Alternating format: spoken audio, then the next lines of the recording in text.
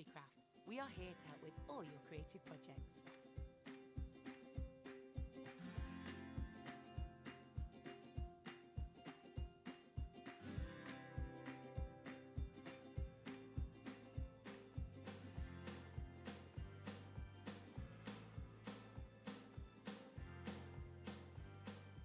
So whatever you're making, shop in store, online, and on our app.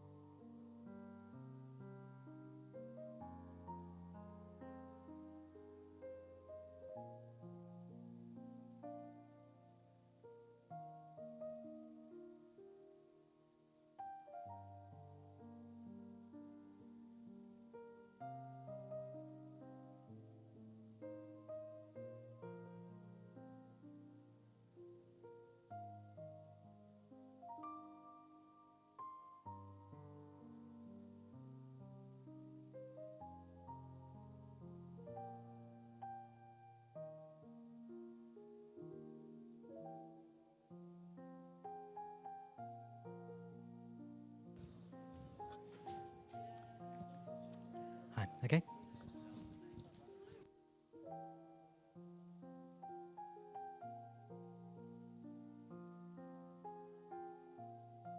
Jake, hi. Hi, everybody. Hello, right. We're just about to start live streaming on YouTube. So I need to give Jake a sort of rough countdown. Are we going live yet, Jake? Great. Okay, right. Okay. Welcome to Charles Parker Day. You'll hear a bit more from me in a minute. But first, let's hear from Richard Jones. Richard, you might need this. Thank you very much, everyone. That's a much more rapturous reception than I normally get, so thank you very much. So, welcome to Salford. Welcome to our building here at the University of Salford. It's a real pleasure to have you all here today. Before we start, any fire alarms that you hear today are the real thing. The building is really burning down, so please go back out the way you came in, or alternatively, there is a fire exit right there. Assembly point is back out in the plaza, so again, probably the way you came in. Toilets are on this floor. You passed them on the way in as well. Okay, welcome to Salford then, and welcome to the University of Salford here. We're a real centre for training in the media industries. I've got the great privilege of being the head of the largest department of its kind in the UK. So as you can see, film, media, journalism, politics and history. Radio and audio production, podcasting, radio journalism, storytelling are all kind of a key part of lots of those disciplines, especially in media and journalism. It's a really important part of what we do, and I've got some wonderful colleagues who really lead on all that teaching, including Jimmy, who's there, who's helped put us on today, but also we've got Leslie and Adam and Gary who are here today. But I especially want to thank Jimmy for all his work in bringing this event to us today. So thank you to Jimmy.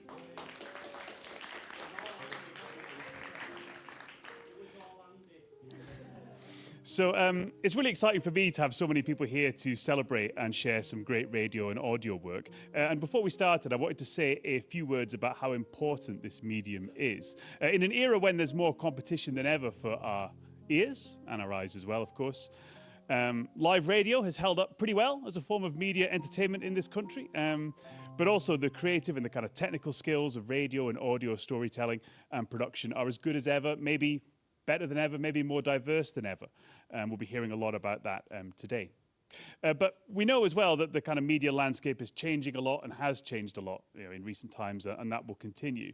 For example, the BBC, a very important player, as we know, and a very important part of this day. But there are more cuts coming there in the very near future, and I'm afraid that a good chunk of that will fall not just on radio generally, but also on BBC local radio especially. That's part of BBC News where bigger cuts are likely.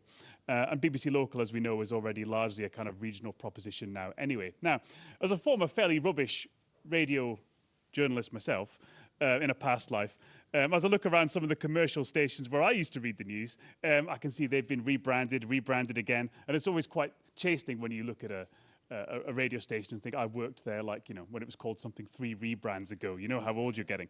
And then they've obviously become nationally networked in recent times. So that type of local radio, which was such a part of our media diet for 30, 40 years, is kind of gone, or it's disappearing.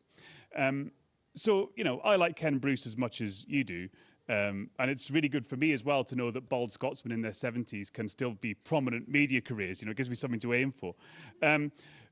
But, there's only one Ken Bruce. And so as I look around the kind of local and community sector in radio and audio, I see a tremendous amount of activity and passion and enthusiasm and skills in community radio, in student radio, right here in Salford and lots of places. And we recently had the student radio conference here, in prison radio and all sorts of places. And we see that all over the country.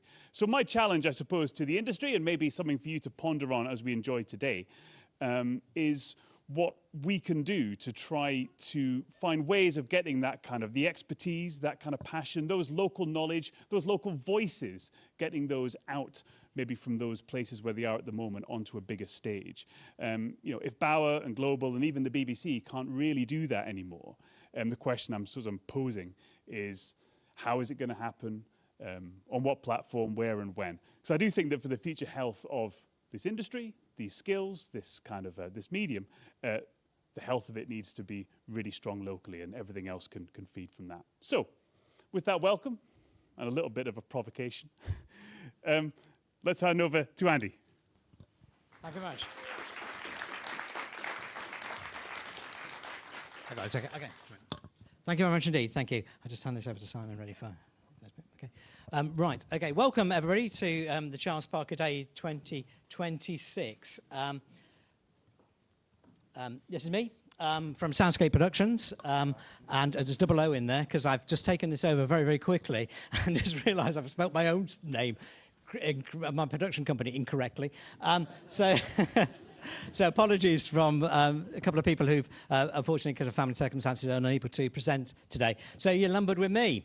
It was a bit unfortunate to be the third choice by the organiser of the day, but we'll get through it. And I'm not going to say too much, actually, because we're here to celebrate the work of Charles Parker, and the idea of this day is it's the radio feature, or the audio feature, past, present and future. The past is Charles and some other programmes that we're going to be hearing about throughout the day. The present is now, and we're going to hear from current producers about work that they're working on at the moment. And the future is our nominees. So, are you here, nominee? Just wave us a wave quickly. Yeah, great. Okay, I think all 10 of you are here for the Charles Parker Prize, which is fine, which is great. So what I'm going to do now is, unfortunately, there's going to be no of Charles's work in the programme today. Until now. I'm going to play you a clip from the Italia winning Singing the Fishing, so we can hear Charles's work. First of all, she broke the side windows in the wheelhouse. I eased the ship in and head up to wind, and dodged it, and we patched these side windows up. I mean, she took a tremendous say, and I shall never forget that say as long as I live. £5.8 now, 5.8 average, 10 at £5, 10 at 5.10 now. Find 5.12. Move at 5, move at 5. Start to blow, the ship's alive. Wait along, running high. Some white horses passing by. Move at 6, move at 6. Now the wind is playing tricks. Bigger waves, tops of foam. Flying spray aloft is blown. Well, now it's 6.14. £6 14 now, 16. £6 16 now, 18. £6 18. Gale for 7, gale for 7. Now it's blowing like the devil. Broken waves pile up in heaps. Foaming tops are blown in streaks. Gale force 8, gale force 8. Getting rough to navigate each higher, longer wave top boils into burning spindrift coils. £2 2 I'm at 4 at 7 4 at £7 4 now, 6. £7 at 6 now, you're up. 8 now. £7 8 now, 10. Gale force 9, fighting for the nets and lines. Water black and white and grey, now the air is full of spray. Gale force 10 with a Beaufort scale, now it blows a living gale. Force 11, close your eyes and pray to heaven. Drill the 5.10, on the 5.10, drill the 5.10, drill the 5.10, We were dodging, there was great seas are coming. Now and again they'd pill, you know, and break. And once they break, look out. So I stood in the wheelhouse low of the skipper. I was there the whole blessed night, me and the skipper. There's Sam Lana there, and that's from Singing the Fishing. Interesting technique there, the combining the stories of the Beaufort Scale, a song about the Beaufort Scale, stories about being at sea in a gale, and also the fish market, cutting them together. Now, the interesting thing about this, there was no computer editing involved in this. This is 1960. This is tape machines sitting in a band with musicians and playing on cue from Peggy Seeger. And Charles coming down saying, that's no good, take 17. So that's a flavour of what they had to do, and it's that combination of using music and things like that. And that's what we're trying to emulate in the creation of the Charles Parker Prize. And so what we're going to do today is we're going to, throughout the day, as you'll see from your running order, we're going to be seeing different nominees coming up, and we're going to be separating them into 3, 3 and 4 for the 10 nominees. And so I'm going to introduce you to Simon Elms, who's the chair of the judging panel, and who is going to tell you about why the 10 nominees. And we'll play clips from them as well. Thank you, Andy. Okay, fine. Okay. Well, welcome to another wonderful Charles Parker Day, and thank you very much, Andy, for that introduction. And what I think is really, really fantastic is to hear the work of Charles Parker right up front, because what so incredibly strikes me about that was not only the complexity of the operation in 1960, and I joined the BBC in 1974, and it was all tape machines and grams in those days, no digits in sight, but the complexity, but also the fantastic energy of the production. The complexity of the layers of that piece of audio is just extraordinary, and I think it's a good reminder that that is what really, really the best audio is about, is complexity. It can be very simple, but behind that simplicity is always complexity. It could be complexity of thought as much as complexity of execution. Anyway, as chair of the judges for the Charles Parker Prize, I'm happy to report that the audio feature appears, at least in the experience of us, the judges, to be in rude health. The scourge of what we know as podcast bants seems to be ebbing a little this year, and although one or two entries didn't belong really strictly in our fragrant backyard, they were dramas, the creativity and ingenuity of the makers were yet again undimmed. So my thanks to all the team who brought us their experience and fine judgment: Talia Augustidis, a fellow trustee, Stephanie Billen of The Observer, Andy, of course, Mel Harris of Sparklab Productions, Kalik Mir from the BBC, and the inimitable Sarah Parker. Judging was made easier this time because we had a pre-selection process, which meant that the full jury got a chance to hear the high-quality list that emerged from that process. Not to say that it wasn't still tightly fought, with several new contributing colleges and courses. Hooray! That was good.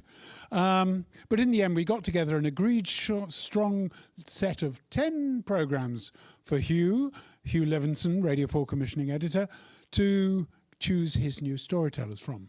We also, of course, chose our gold winner. Shh, later. Congratulations then to our 10 shortlistees. So we will, as usual, hear extracts from their brilliant creations, little bits, only a minute or so each, I'm afraid. And first up, 3 very different features. So, Justice for Harry Stanley by Tara Darby from In the Dark Radio tells the tragic story of one night in 1999 when an innocent, unarmed man was shot in error by a Met Police firearms officer. In their citation, our judges commented, "I found this compelling. It was a meticulously made piece of gripping and tragic history, beautifully recorded and subtly realised. The use of sound was really clever, and the whole piece was moving, well-researched and put together. Remarkably high-quality work." Let's have a round of applause for Tara Darby.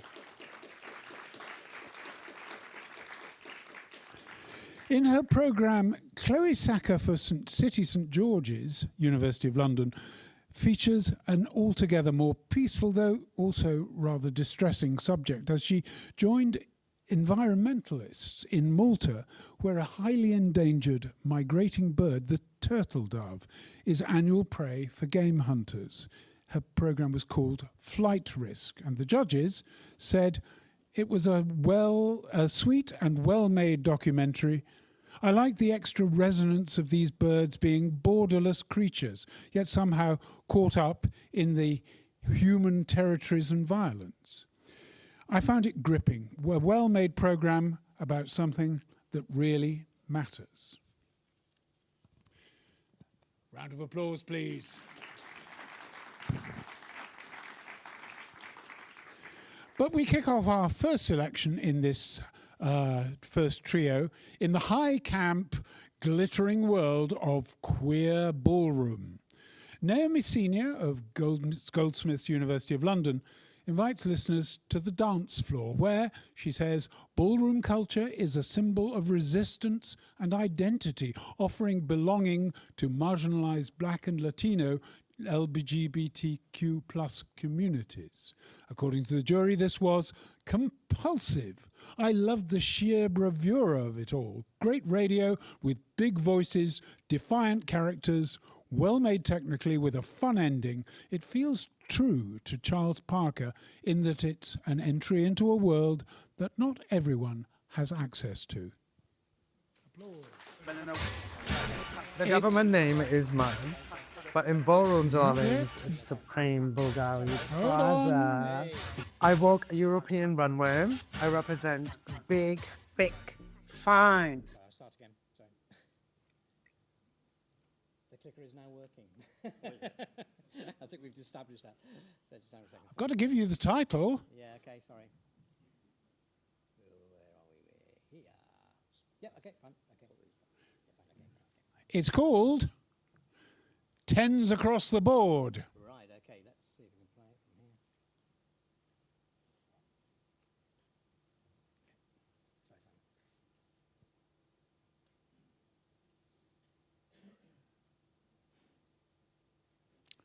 Oh, hey, what's going on here? Where is it?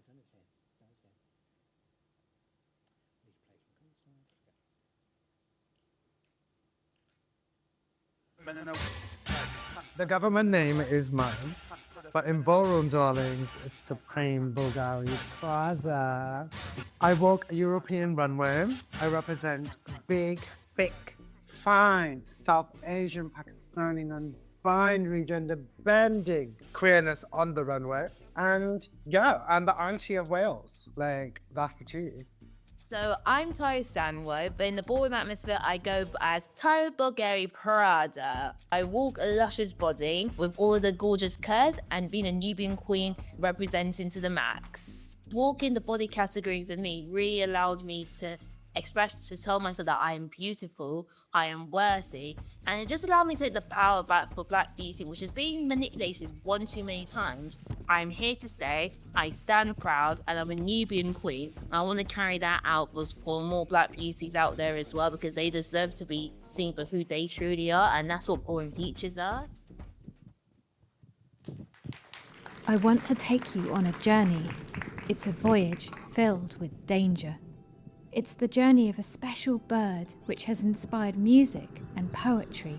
Along its migration route from its winter home in sub-Saharan Africa to its nesting sites in Europe, it is known by many names. Trigoni. Eie adaba. Tortola selvatica.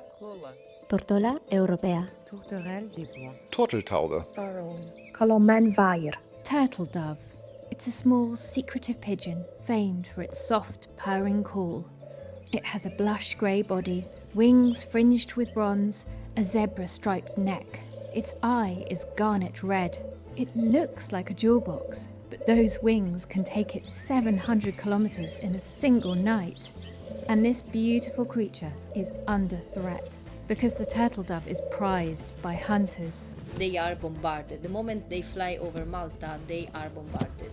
If we fail to protect the turtle dove, we will lose a vital part of our biodiversity and our natural heritage. All of a sudden, I think from behind we heard loud shouting. Put the weapon down. Not even 15 or 20 seconds later. Bang. Bang, bang. It jolted me a little bit. The way the echo of that sound wasn't like a normal firework. The sound was pulsing, almost like an echoing effect, into the square. Next thing after that shot, there was a moment of almost pin drop silence. My neighbours were out in the street, so I went out, Kyle was carrying on. Then they said there was like ambulances. There's something going on in Victoria Park Road. We suddenly started hearing the sirens. We saw loads of police and it was taped off. It was just by the zebra crossing. The body was in the middle of the road. There's quite a few young children on the estate at the time. Didn't want the kids to see it. We saw a guy on the floor and saw blood. My neighbours were all there, and then I seen a priest with a Bible, and I said, oh my God, he's dead.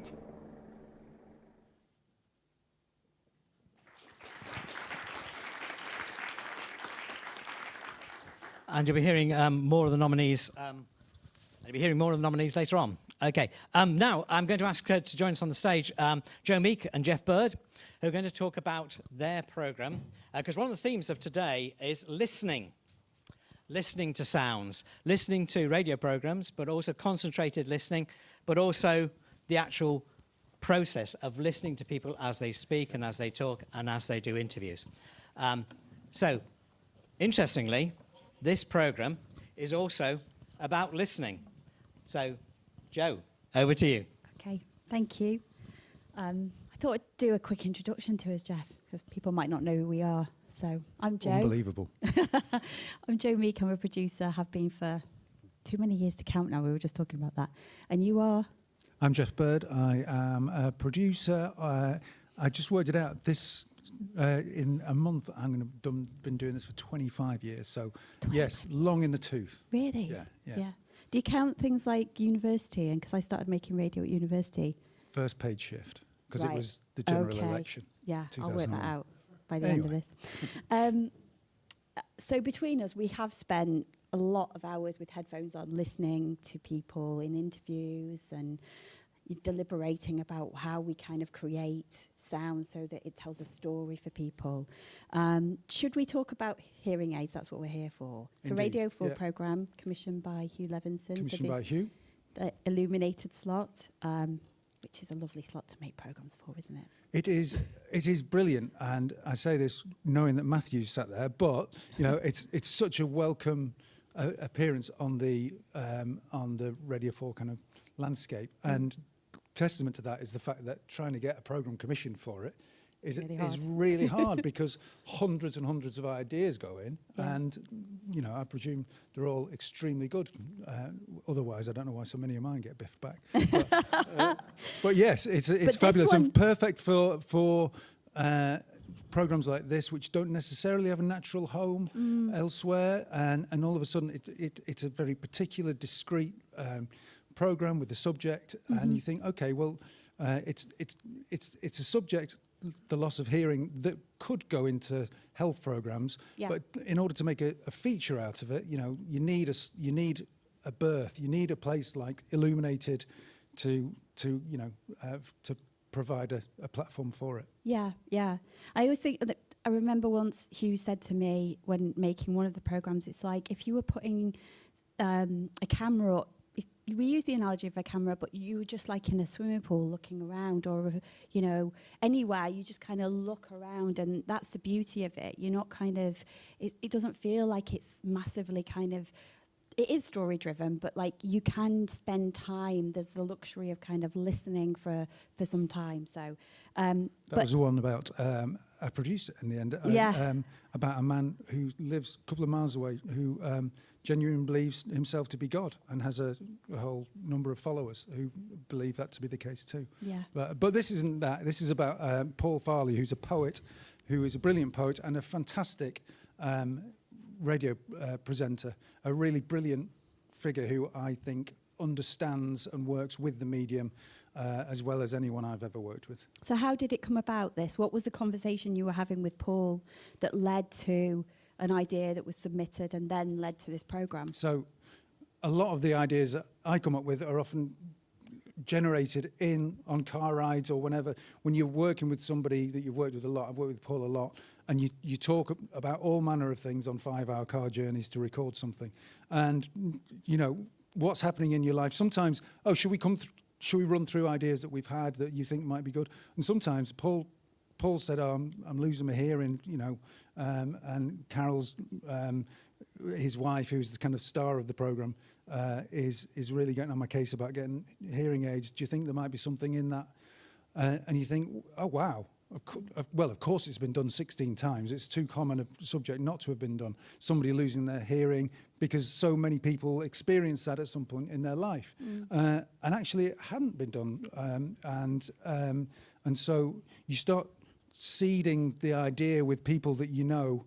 We were talking about losing your hearing the other day, and people, you don't necessarily frame it as an idea, but if friends and family say, "Oh no, that happened to Uncle Bob," "Oh no, I've started noticing that," or me myself, I was in a conversation at a party with somebody I knew quite well, and it was the worst 15 minutes of that year. I was nodding and shaking my head, no idea what he was saying, and I avoided him. I literally avoided him for the next 6-8 months until he rang me, and there was no problem apparently. But it has a massive impact on people's lives. That's a small example, but it really does. And Paul was further down the road than me. Okay, well that perfectly cues up our first clip, I think. It's the opening. Ideas around social isolation and information with mortality, but also I think that it's quite exciting. I have of late, but wherefore I know not, lost my ability to hear properly in public spaces like this one. I haven't got the heart to say to the producer, Jeff, but I'm really struggling, only getting every third word of what he's saying, and I've noticed this has crept up on me anywhere that's noisy, like a cafe or a bar, anywhere there's lots of reflective surfaces. It finds me really having to lean into the speaker, cup my ear, or try to work out what they're saying by body language, gestures, nodding along as if I know what's going on. And I've come unstuck a couple of times recently, found myself nodding and smiling as it slowly became clear that the speaker was saying something I shouldn't have been agreeing with. And that's happening more and more, and it's reached a tipping point. Something has to give. I have to admit something is going on with my ability to listen to people and to hear the world. So this programme is about the loss of hearing in a very particular, gradual, almost imperceptible way. I think Paul describes like losing the ability to hear things in social settings like you were describing before. And I just wondered how many people in this room might recognise something in that, because I know I certainly did when I've heard it for the first time, either for themselves or for someone that they love. talking about my husband, don't know whether he actually, like Carol, sometimes is just ignoring me and just tuning out or can't hear. We've had that conversation so many times. I think that's the beauty of like listening to a program like this, is how you connect with it in many ways. I think so. And I think once you've established that there is a program to be made and you manage to sell it, and Hugh was incredibly supportive and recognised that it would chime with a lot of people, and it was one of those that did. But then the job of the feature maker, of the producer, is to say, okay, well, how do you make that compelling? How do you make it a feature rather than a 10-minute item on any number of magazine programs that are on the radio networks? And so then it becomes a question of, you know, how to layer things, how you introduce things, how you manifest hearing loss in a program that people have to listen to. And, you know, there were a few grumbles about the fact that you couldn't hear my voice at the beginning, in a bid to kind of show people what it might be like to not be able to quite catch something. Yeah. You know, you kind of run that risk. But yeah, the producer has to try and make it interesting for the listener, also for themselves. If you've been doing this a long time, you're really making things, you're spending a long time with things. You need to excite yourself, and you think, how will you set this up? So in this case, you know, me and Paul are in a University of Salford cafe, actually, and so you have to tell people what they're listening to and explain the territory and what they're in for if they stick with you. But then how to make it kind of creative and compelling. So in this case, you know, we're in a conversation, and he kind of essentially, you set up a soliloquy. He turns away from me, the person who's talking to him, and addresses the listener. So you've got a kind of step to the front of the stage, and then you've got the sound design, which is generated from the squeaks from the hearing test. And so you're trying, as a feature maker, to take that initial idea, which isn't strong enough, hopefully, in itself to draw people in, and then get them to listen to that in a different way, so that you know, there are different areas in the program, subject areas, but also artistic areas. And we're talking about listening, we're talking about hearing. And I was thinking about it, and there's obviously a difference between hearing something and listening, isn't there? I mean, hearing, as your program kind of, well, your program does both, but hearing is physiological. Listening feels like sometimes it's a choice, and sometimes it's an act of generosity. It's kind of, it's many things. Yes, and I think the best radio makers, feature makers, or producers are people who listen carefully. I remember I shared an office with one producer. I won't name him; he's retired now. But he would ring up for a research chat, and then just spend 20 minutes like a barroom bore telling that person what they thought. And you're like, well, no, you don't, unless you listen. But the difference between hearing and listening, I'm not pretending to be great at this, but you know, in this program we had a chance to really explore that. And there's a moment where Paul's in the University of Salford. It's all the University of Salford. They're flipping out. In the anechoic chamber, which I think we've got a clip of, where he's kind of describing the difference between. He's got tinnitus, which is the ringing in the ear. So he wanted to kind of isolate that and kind of work out the differences between listening and the things that he was missing, particularly birdsong. That was his great love. And that was the frequency that was no longer available to him. And the kind of physical act of hearing that is a biological and physical one. Yeah, let's listen to that clip. In that silent room, I heard two sounds, one high and one low. Afterward, I asked the engineer in charge why, if the room was so silent, I'd heard two sounds. He said, "Describe them." I did. He said, "The high one was your nervous system in operation. The low one, your blood in circulation." I'm not sure about the nervous system part of that equation, but I can definitely hear my joints creak, gurgling in my gut, and I can certainly hear this gale, this kind of whistling sound in my ears. I suppose what Cage discovered and what I'm experiencing now is how sound is, it's largely the environment that you experience sound in, and there's always going to be an observer effect, right? I'm here. I can hear my body. It's an absolute stillness, but this noise in my head, this kind of whistling in my ears, I've never sounded so noisy. It's such a beautiful clip, I think, because how often do we get to be how often do we get stillness like that to really hear ourselves, or, you know? Yeah, it's an incredible space. If anybody, go knocking on the door. If your students here, you're presumably going to get access. I should have said that he was quoting from John Cage. He'd also been in an anechoic chamber at the beginning. I'd forgotten about that. But yeah, absolutely. How often do you get to actually sit with the sounds of your internal system and then think, well, what is that compared to the things that I'm hearing outside, and how does that, reflect on those things? We also we talked earlier, didn't we, about the annoyance of the sound of bodies and people, and how that can be. Yeah, I love my youngest daughter to bits, but when she scrapes the cereal bowl, I honestly would, whatever the thing of divorce, the equivalent of divorce is for a child.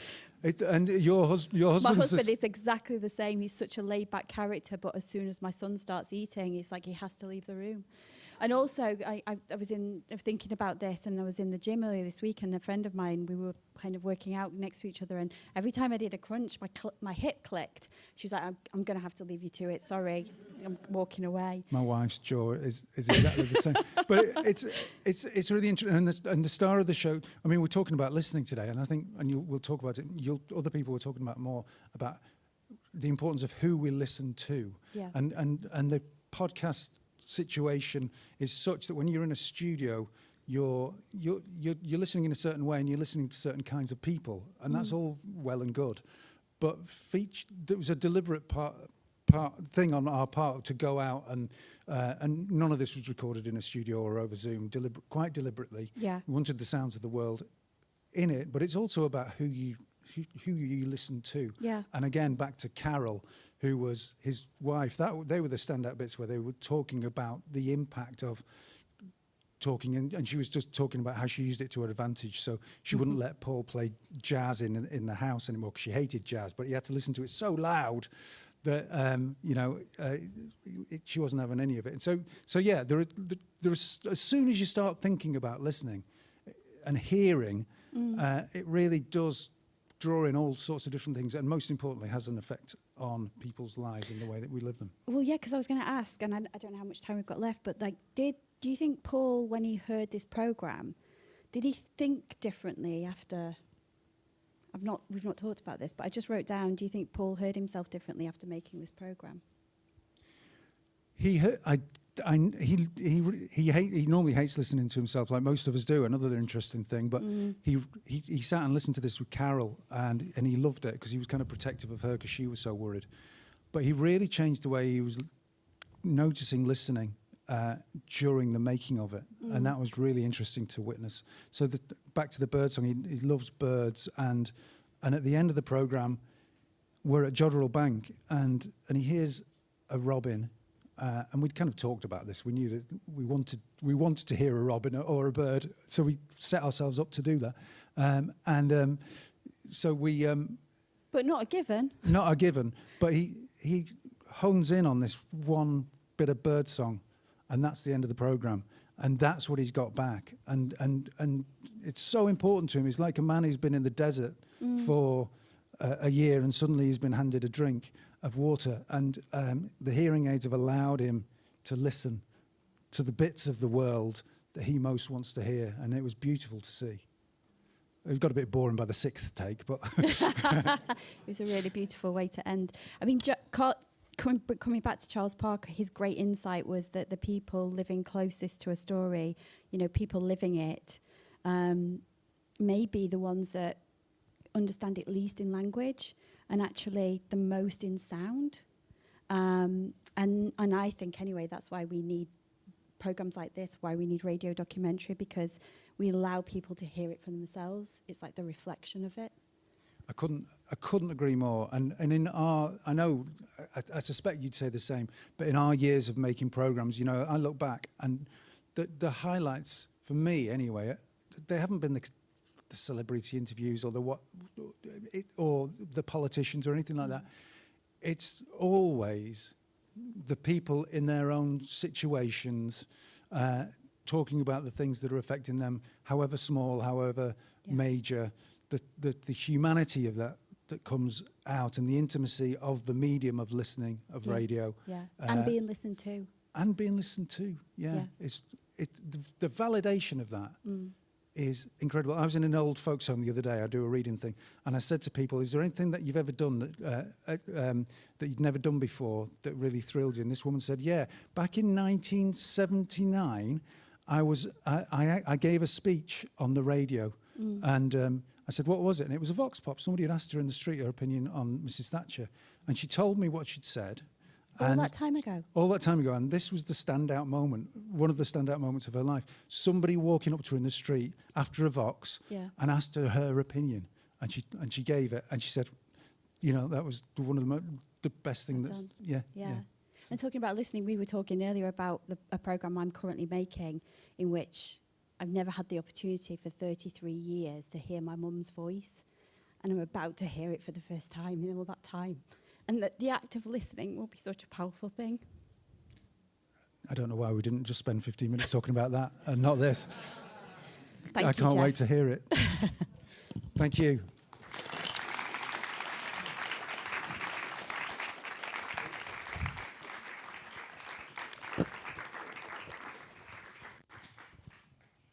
Very much indeed, Joe and Jeff, two excellent Manchester-based producers. And we're celebrating Manchester production as well here, production in the Northwest. So now I'd like to invite onto stage Catherine and Lizzie and Sean, who are also Manchester-based producers. And we'll get the mics here. Thank you. Right, and we're going to talk about something that's slightly different. It's composed listening, okay? Because so we've got Lizzie here, we've got Sean in the middle, and we've got Catherine at the end. And what we're going to start is we're playing a clip, because this is a clip from one of Catherine's programmes. And these are the people you're going to be talking to. And a clip from one of Catherine's programmes, which is based around Salford, isn't it? Because this, Catherine was asked to make a programme about the 75th anniversary, is it? It was the 75th anniversary of Dirty Old Town in 2024. Which is a famous song by Ewan McCall and about Salford. Let's see if it plays. Because if you hear this in a pub in Dublin, someone getting up and singing, the whole room's going, "I met my girl by the factory wall," The way my parents always used to do it was much more of a kind of, bear in mind the song was written in the late 40s, so it was influenced by the swing era a little bit. So it's, "I met my girl," blues. So I was very aware that people know the Pogues version and know that more sort of four on the floor pub kind of thing. So I didn't want everyone to go, "Ooh, no, it's all been all prettified." In the end, I decided to go with my own feeling about it and my own vision and my own emotion. So you've been given the folk equivalent of "She Loves You" by the Beatles, and you're thinking, I'll put a new beginning on this. Damn right. Yeah. I've got the BBC Phil. I'm not going to waste that. What just gives you mindset in doing that, Yeah. I'm very visual with music, so I thought, get this sort of empty space, and then this kind of lone trombone comes out of it, and it builds up as if someone's looking out over the city. That's how I visualised it. Thinking, and then we go into the song.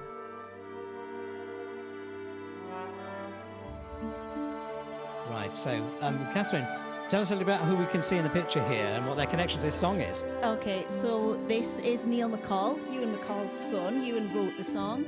This is Kate St John, his wife, who is Ewan McCall's daughter-in-law, and Peggy Seeger. And Peggy kindly came and did the vocals here, recorded in Salford. And of course, Peggy was the musical arranger on all the radio ballads as well. So there's a real strong connection. This is Neil playing the guitar now. Yeah. In a few seconds. And Kate St John, as you say, has arranged this for the BBC film. My love by the gasworks crossed, dreamed a dream by the old canal,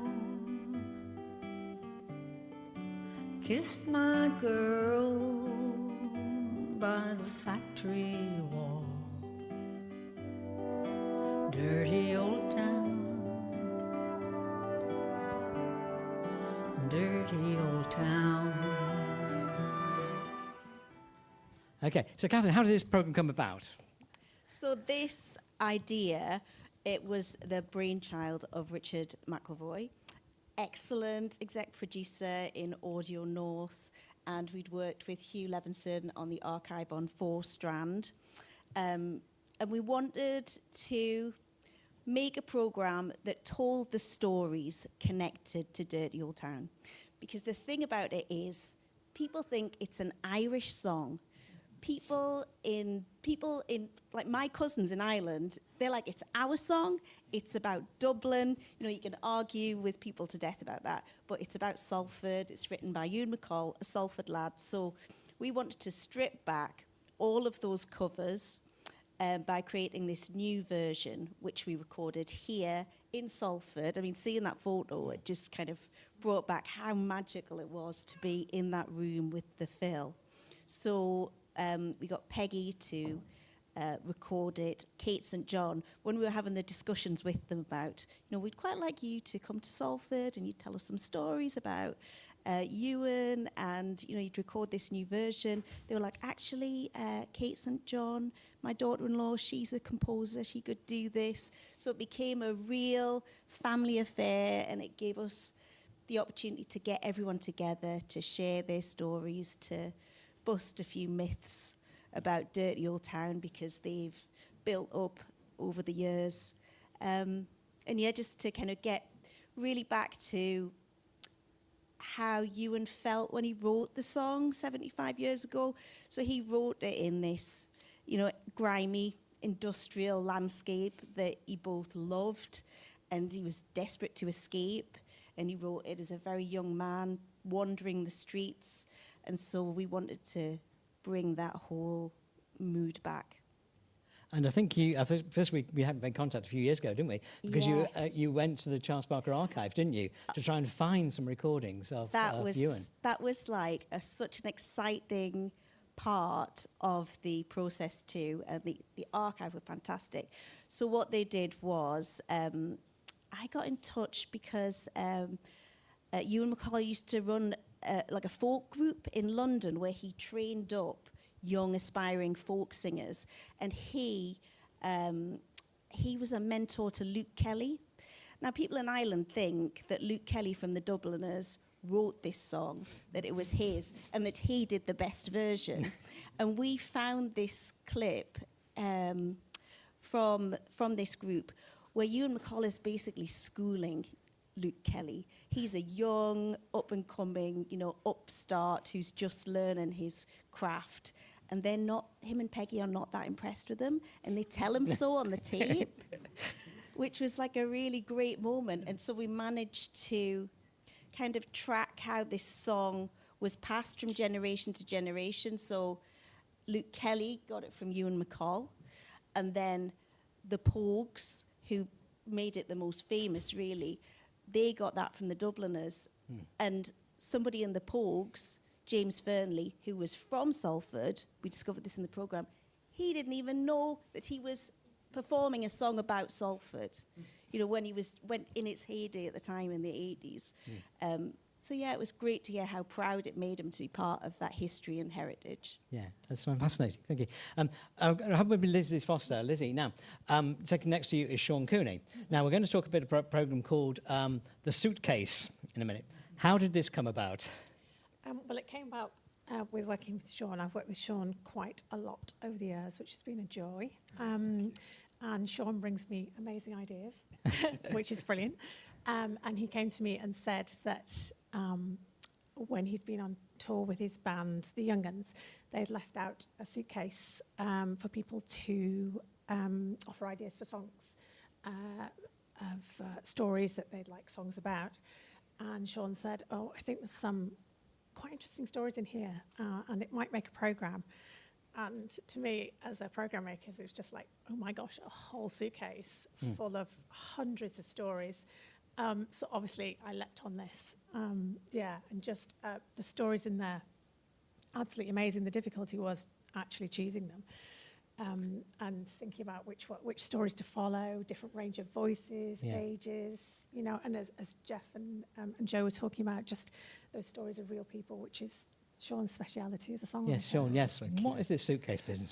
Well, it was Andy Bell's idea. Andy Bell's the record producer based in Sheffield, where I live, and the Young Uns, my band, put out an album called Tiny Notes 3 years ago.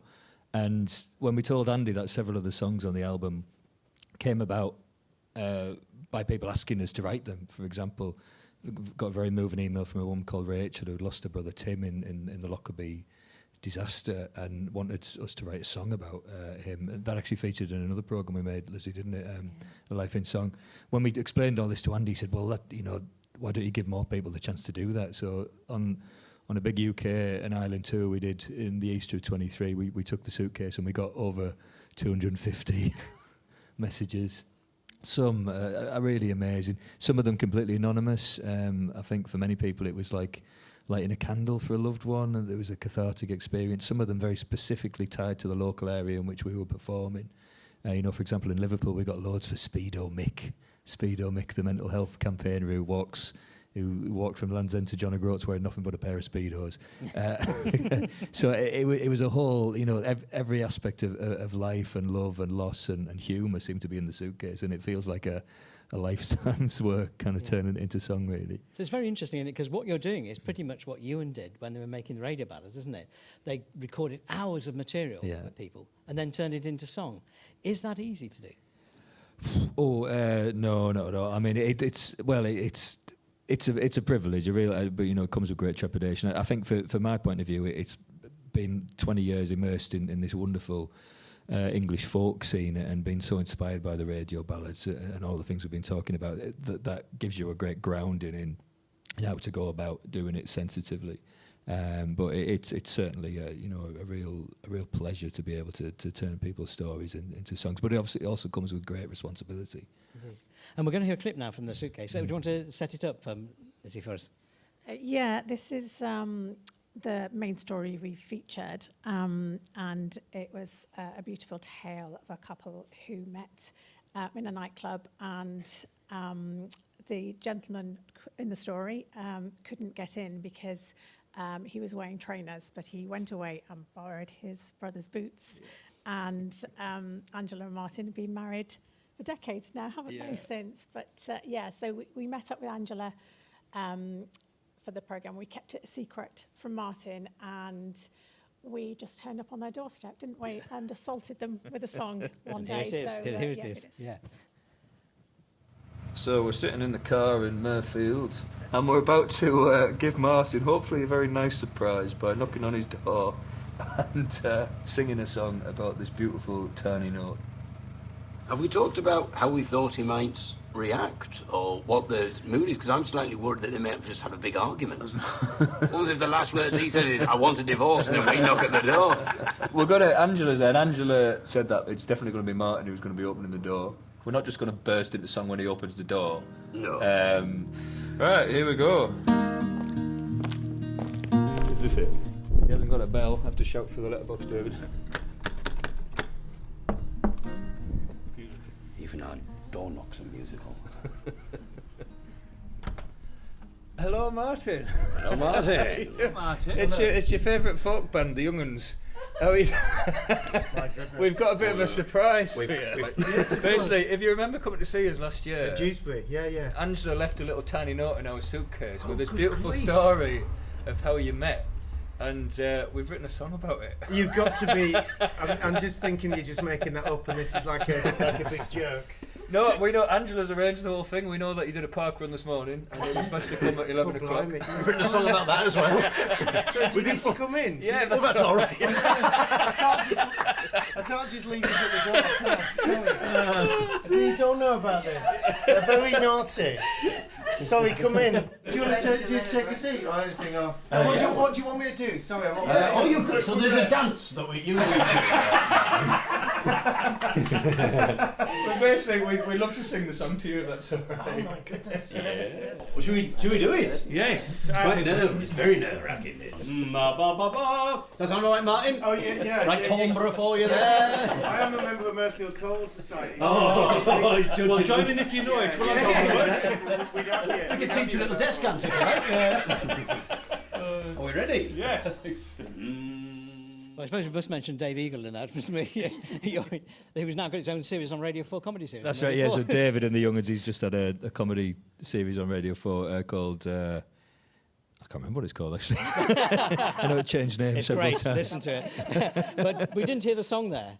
No. Can you sing us a couple of lines? Absolutely, yeah. Go on, here we are. Exclusive. He was standing at the bar, handsome, neat and trim. She was with a bunch of mates, they nudged her up to him. We're going for a dance, she said, I think that you should come. But the bouncer wouldn't let him in, 'cause he had trainers on. He said goodbye, he walked away, like there'd been nothing more.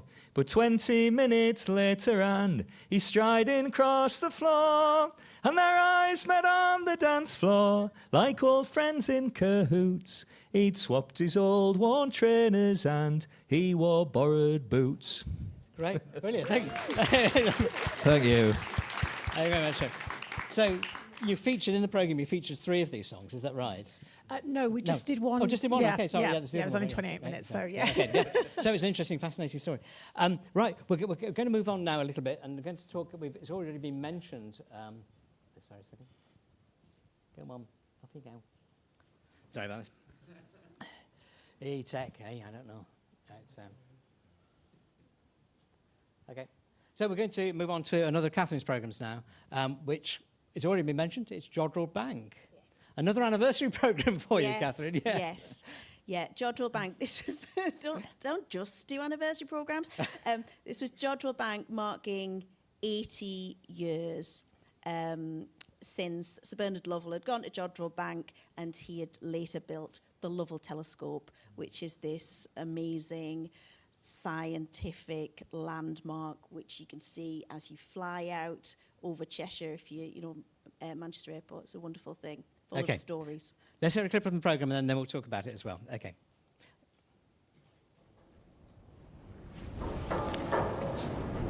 Oh my God. It's like being on the surface of the moon or something. This huge white disc.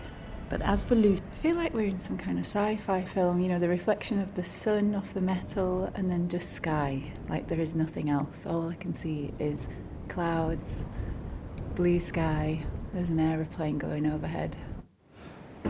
That was absolutely incredible. Yeah. Like, just kind of one of those life moments where, it's going to stay with me forever. So thank you so much. It was really, really gorgeous. Very inspiring.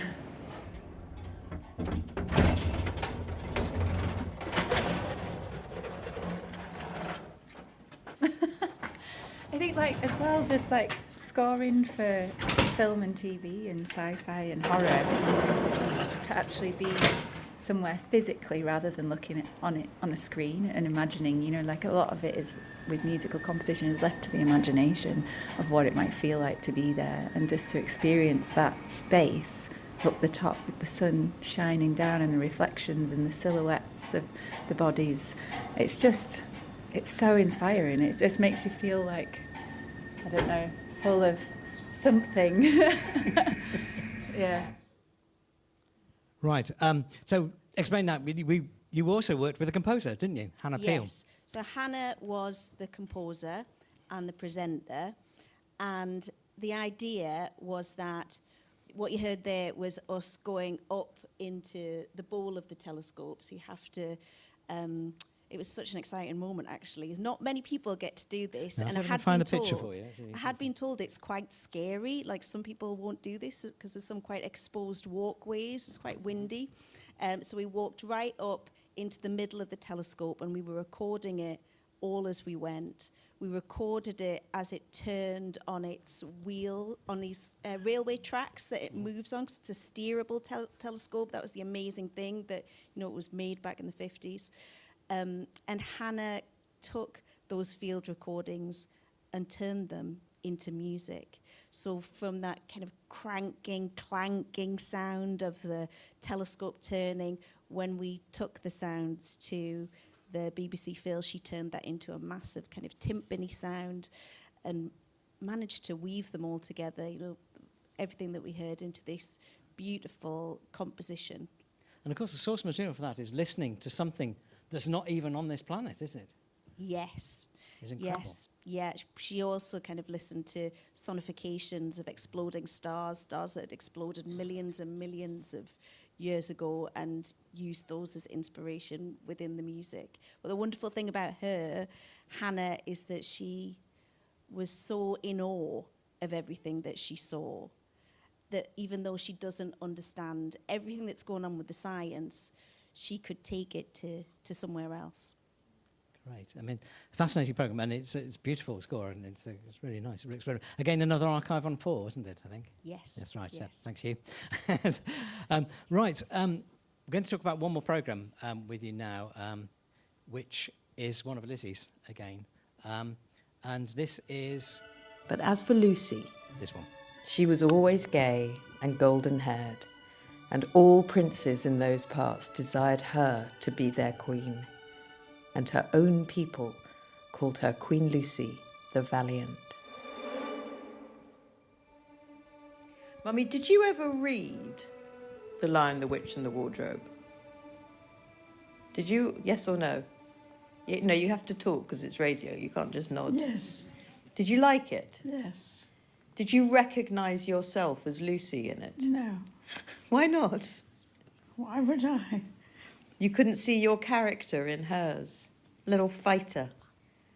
Little passionate fighter like you. Mm.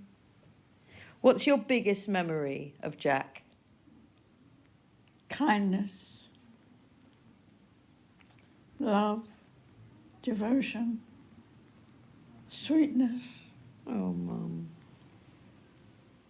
To you or to the world? For me, love. Did you love him? Yeah, Was he like a father figure to you? yeah. It's quite a legacy, though, Mum. It's quite a thing to leave behind, your character in that book. Even after you've gone, that book will live on, with you inside it. Does that feel nice? What does that pat on my hand mean? Go away. I love you, Mum. Right. Well, I mean, I played that clip a bit too early before you're setting it up. But how did this come about, actually? It's about listening again, isn't it? Listening to somebody. Yeah, It was actually. Yeah, I was producing Pick of the Week at the time. I'd worked with Emma Freud a few times, and I went down to her house to record some links with her, and we were just chatting. And she said, "Oh, did I ever tell you the story of my mum?" And I was, "No." And she said, "Oh yeah, during the war she was evacuated and she ended up staying with C.S. Lewis." And I was like, "Right." And her friend went to Tolkien's house, also quite normal. And she said, "Yeah, she's just, she was the inspiration for Lucy in The Lion, the Witch and the Wardrobe." And I was thinking, I think there might be a story here, just a little tale. So it came about through that, and happily, thanks to Hugh, it got commissioned. Yeah. But it wasn't quite the story I was going to tell at the beginning. The idea was to have them talking and discussing everything over sort of 28 minutes, but Jill was quite old at the time. She was 97, and she started to fade quite fast. So, we didn't have loads to go on with her. I asked Emma to record over sort of a few months. There wasn't tons of material, but we just, I just sort of crafted it, weaved it into some readings and music and story, and we told Jill's story that way. And it's a wonderful programme. I really recommend listening to it if you can. But of course, there's a real poignancy to the programme itself, isn't it?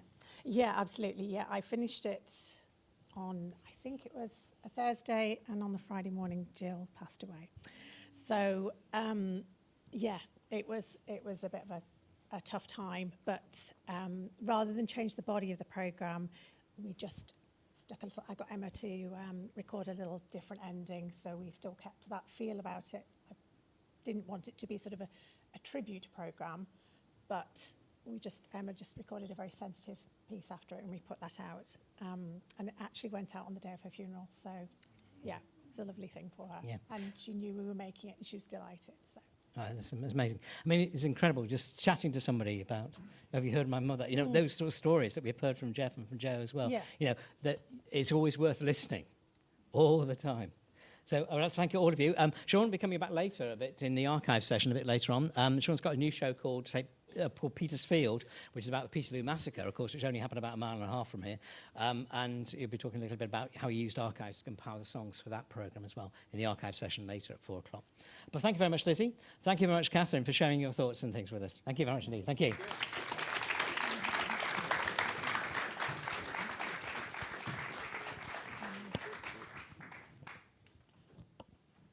Okay.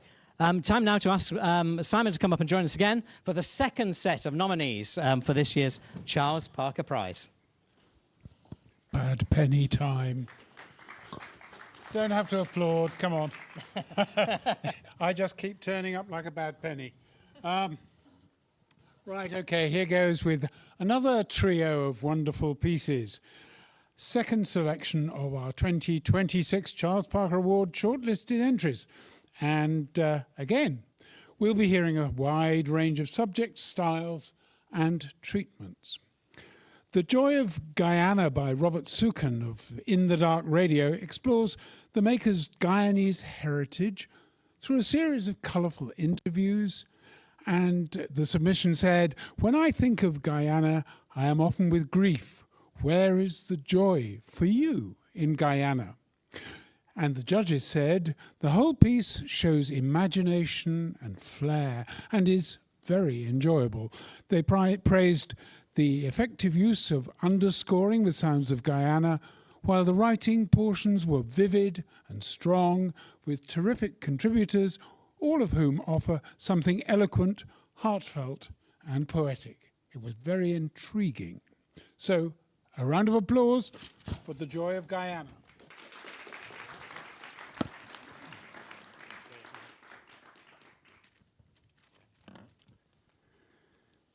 From the tropical Caribbean to the grey slate quarry landscape of North Wales, where once the workers went on strike for 3 long years. But where today tourists can enjoy the thrills of a zip wire ride. Unzipping a Community by Luned of the University of Manchester said the judges is made with passion and well narrated, memorable, with really strong interviews and a great range of voices layered with nice music. A great circular structure, mixing the fun of the zip line with the tragedy of the quarry and the strike. All in all, a very strong piece.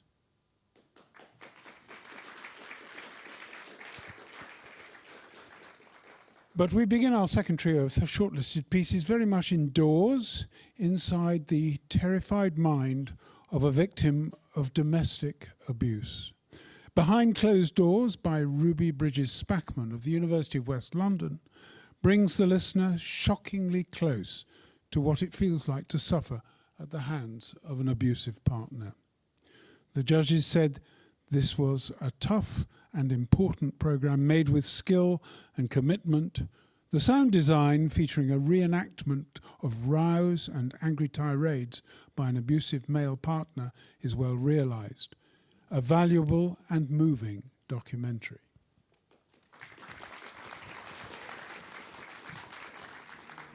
It started slowly. At first it was just little comments, criticism about what I wore. Where do you think you're going dressed like that? I didn't even really think it was abuse. I thought maybe this is just what a relationship is supposed to be like.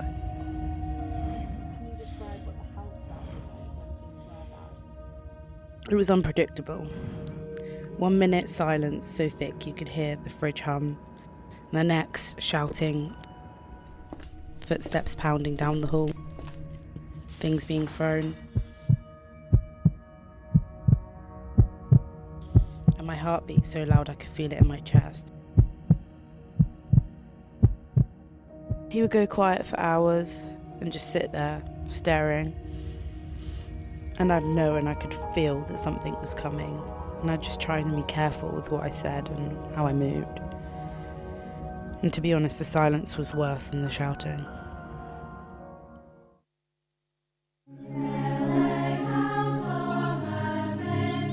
Bethesda, an industrial town located in northwest Wales. A valley of natural beauty surrounded by a chain of towering mountains, the Glyder and the Carneddau Range. Penrhyn Quarry in Bethesda was once the largest slate quarry in the world, employing nearly 3,000 quarrymen. And in November 1900, the workers went on a 3-year strike for union rights. The longest dispute in British industrial history, the strike became known as the Great Strike of Penrhyn. When I was in school, I remember I was working in the quarry since I was 16 until I was 21, working as a student. I had a lovely time working in the quarry, as you know. My father and his father before him, they all worked in the quarry. All the quarrymen went out on strike for better conditions and pay. In the night time, there's a lot of insect noise, and it's very dark because my family lived outside of the town, so it was just pitch black and lots of insects. I just want to reiterate this. The one that's most haunting to me was that howler monkey. I lived in the Pomeroon River for quite a while, and I would wake up early in the morning and I would hear and I didn't know what that was until one of the locals described it. Why is a howler monkey you're listening to there? I said okay, and after that I would love to hear it every morning. In completing this piece, I realised that when I went to Guyana, just the once, aged 3, I was mute. In asking people about their memories, it's helping me reclaim my memories.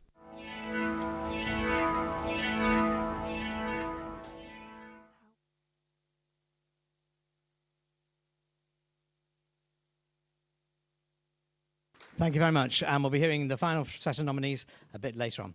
But first now I'm going to ask Mel Harris to come down from Spark Lab Productions to chair the next session with Peter Everett. So, hi Mel, great. I need a pee. Does anybody else need a comfort break? I do, sorry. Okay, right. Okay, I know we're running late, but I just need 2 minutes. Okay, fair. Okay, right. Wasn't expecting that, but do take a break, people, just for 2 minutes.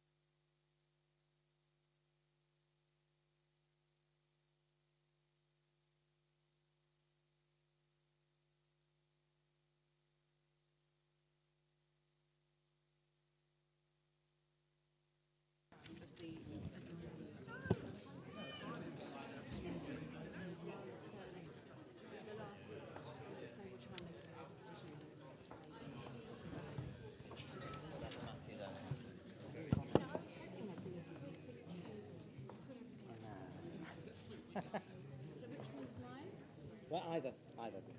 Hit the upstairs on there. Okay. Some people have got much better technique than others. Am I on? Okay, everybody. Welcome back, as they say, after this commercial break. Right.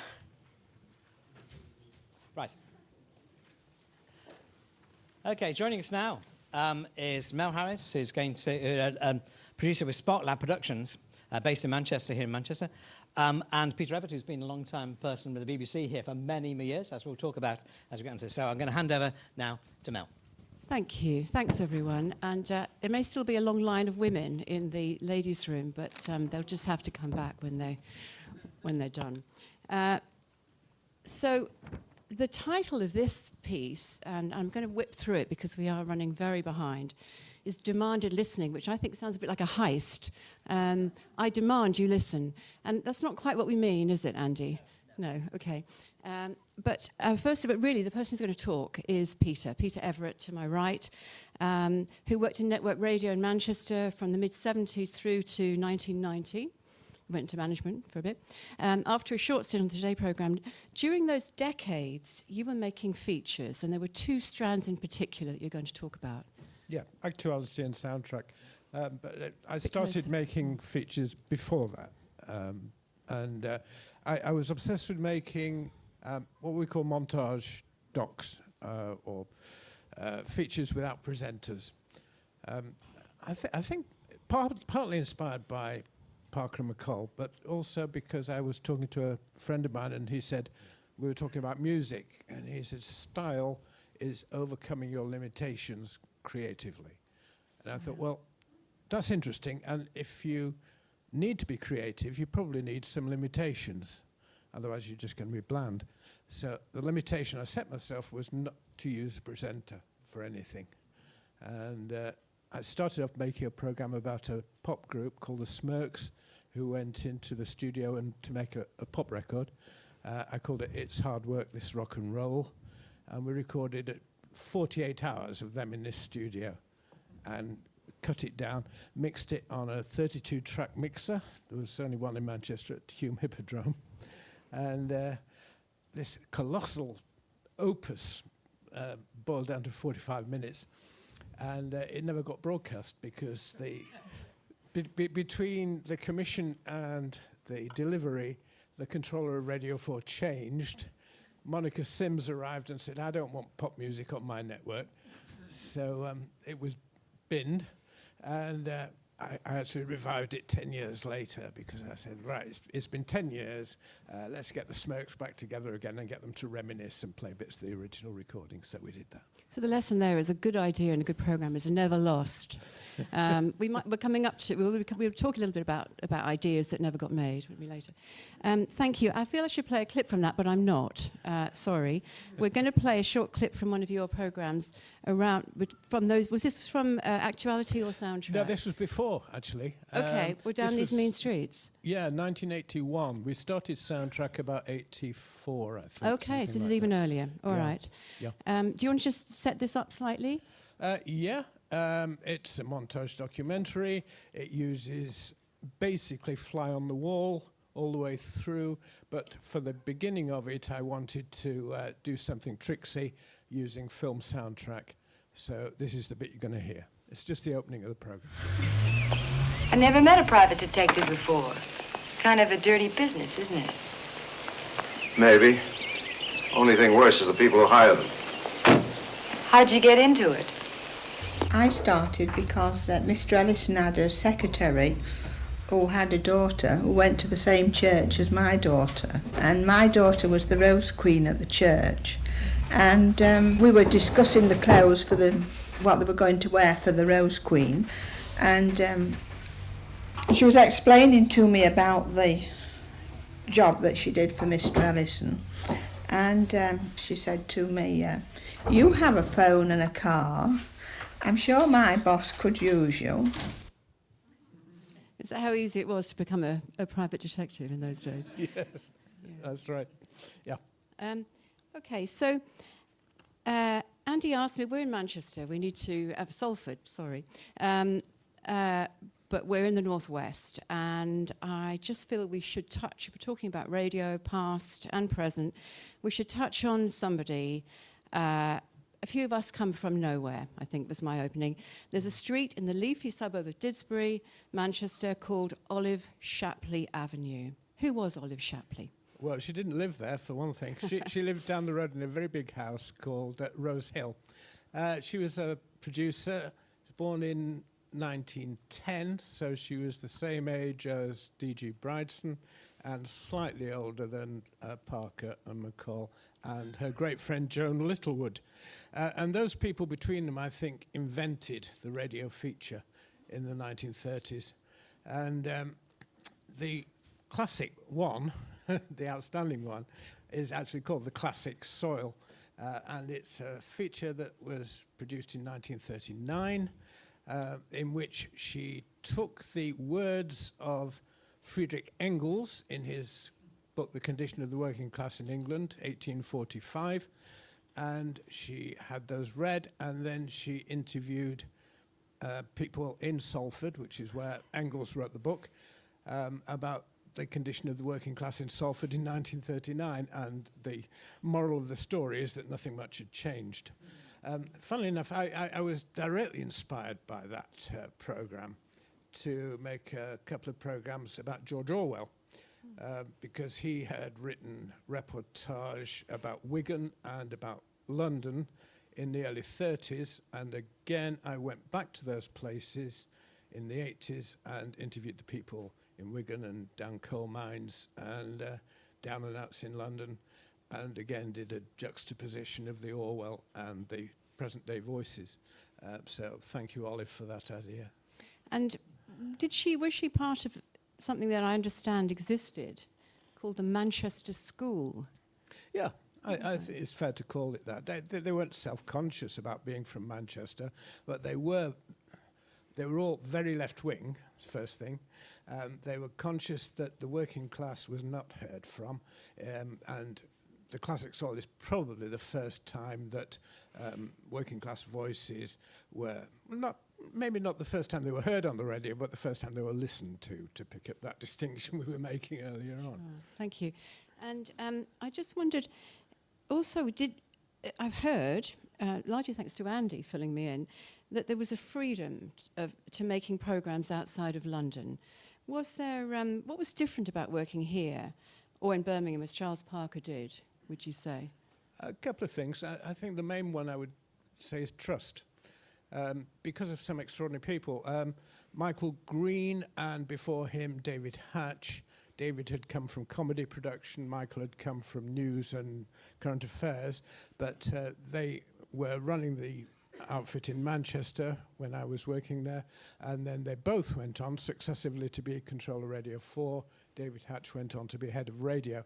But they were, being former producers themselves, they were trusting of people like me and Alistair Wilson, who was in the office next door to me, and one or two others. And you know, people talk about an elevator pitch nowadays in Hollywood, a couple of lines that's going to get you the movie commissioned. Well, actually, all the programs that we made in those days were resulting from elevator pitches. Couple of lines. I'd like to do this. Okay, how long do you need? When's it going to be ready? That was it. It just sounds extraordinary, doesn't it, when you think about the number of offers that commissioners receive now? But presumably, do you think it's more? It's fairer now. Do you think more people have a chance to pitch? Oh yeah. We were a priesthood. We had the skills, which were very rare in those days. The skills to be able to edit quarter-inch tape meticulously well, and then to supervise a mix down involving lots of ferrographs, you know. So we had trained, we were very proud, and then overnight they became redundant. Digital editing arrived. You could do it all on a laptop. Amazing. Another tech revolution. Yeah. So when I asked you what changed, you said money, time and trust, but also the tech. Yeah. The tech's changed enormously, for good and ill, I think. I mean, one of the major changes I notice now in radio is that you never go to anybody's house to interview them. You do it on a Zoom call, and that's fine, except you only talk to them for as long as it takes to get 5 minutes of Zoom. You're never going to sit with somebody for 2 hours and That's an interesting point. point a microphone at them, you know. You mentioned when we spoke earlier that Charles Parker always sat at the feet of the person he was interviewing. Tell me about that. Yeah. Well, because he was a patrician, and he spoke with this lordly voice, and in those days, class deference was a much bigger thing than it is now.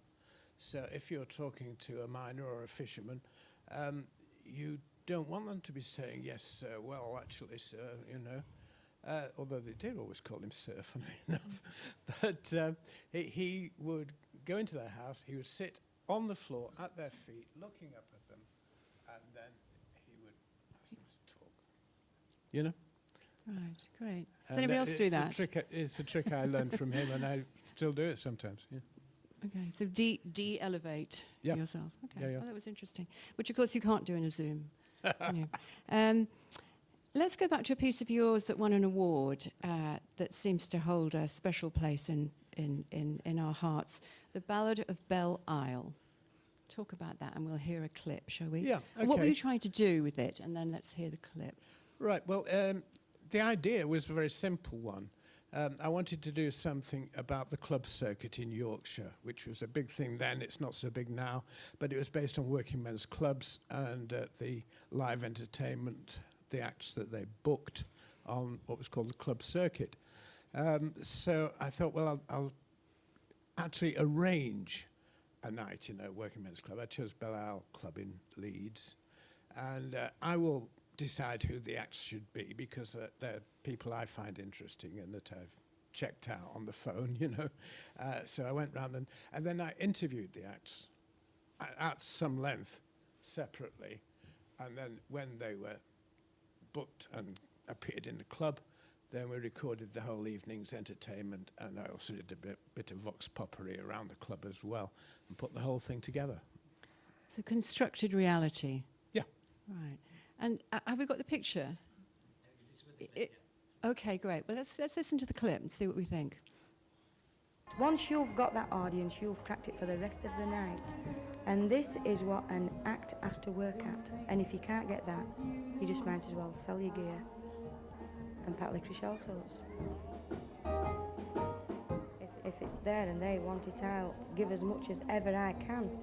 I mean, I've seen nights when it's as though people have poured water over my head. You know, it's just dripping from your elbows and you're trying to sniff sweat up your nose because it's tickling, and you don't worry about that. It's marvellous when you know you've got that audience, but some nights you can stand on your head and swing from the ceiling, and if they don't want to know, there's nothing you can do. You just carry on to say that you've done your 3 spots and collect your money, and away you go home, and then that's where the sadness of the job is. But you have to battle on.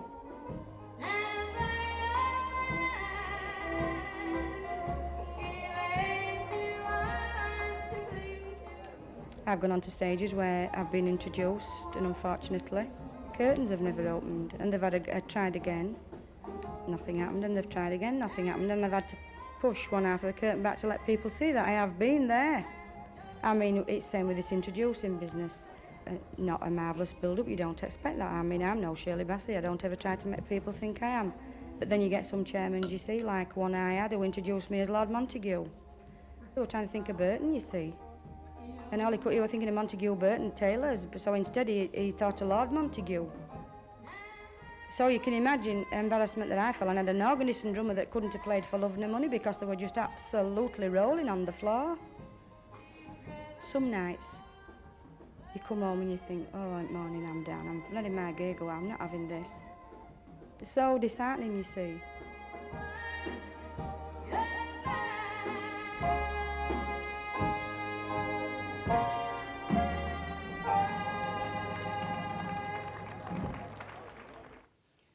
Dickie and Dottie. Can you imagine that? When was that? 1982? 1984, possibly, I think. Okay. Yes. Yeah, Dickie and Dottie. They started at Raymond's Review Bar in London, and they were a kind of nude comedy act, where they stripped off and concealed all their naughty bits with elaborate juggling of props, like in that case a frying pan, and. So I didn't mean to detract from the audio, but it does rather stand out, doesn't it? Yeah, What's, it's the sort of thing you could only do on radio in those days. what's happened to working men's clubs? Does anybody know? Oh, they've gradually tailed off into insignificance, I'm afraid. But there you go. I wanted to. I'm so sorry because I'm cutting this short, but Can I just so say behind. one final thing yes, about which bears on that, and I think is important to understand about the sorts of things I was trying to do, and that is that what you've got in that Belial piece, and also in the detectives one earlier, is irony. You've got a tension there between expectation and reality. Between the front that people are putting across in Belial, they're being on stage, being all jolly and friendly and professional, and inside they're fed up because the chairman hasn't introduced them correctly or whatever it might be. And there's that tension, and that's always there, I think, particularly in montage, because you're communicating, as the producer, you're communicating with the listener over the head of or behind the back of the person who's actually speaking in the program, and I like it. So it's a connection between the producer and the audience that your subjects may not be aware of. That's right, and it's harder to do if you've got a presenter in the way, because the presenter is, rightly or wrongly, is telling the listener what to think about what they're hearing. I don't want to tell the listener what to think. I want the listener to work it out for themselves.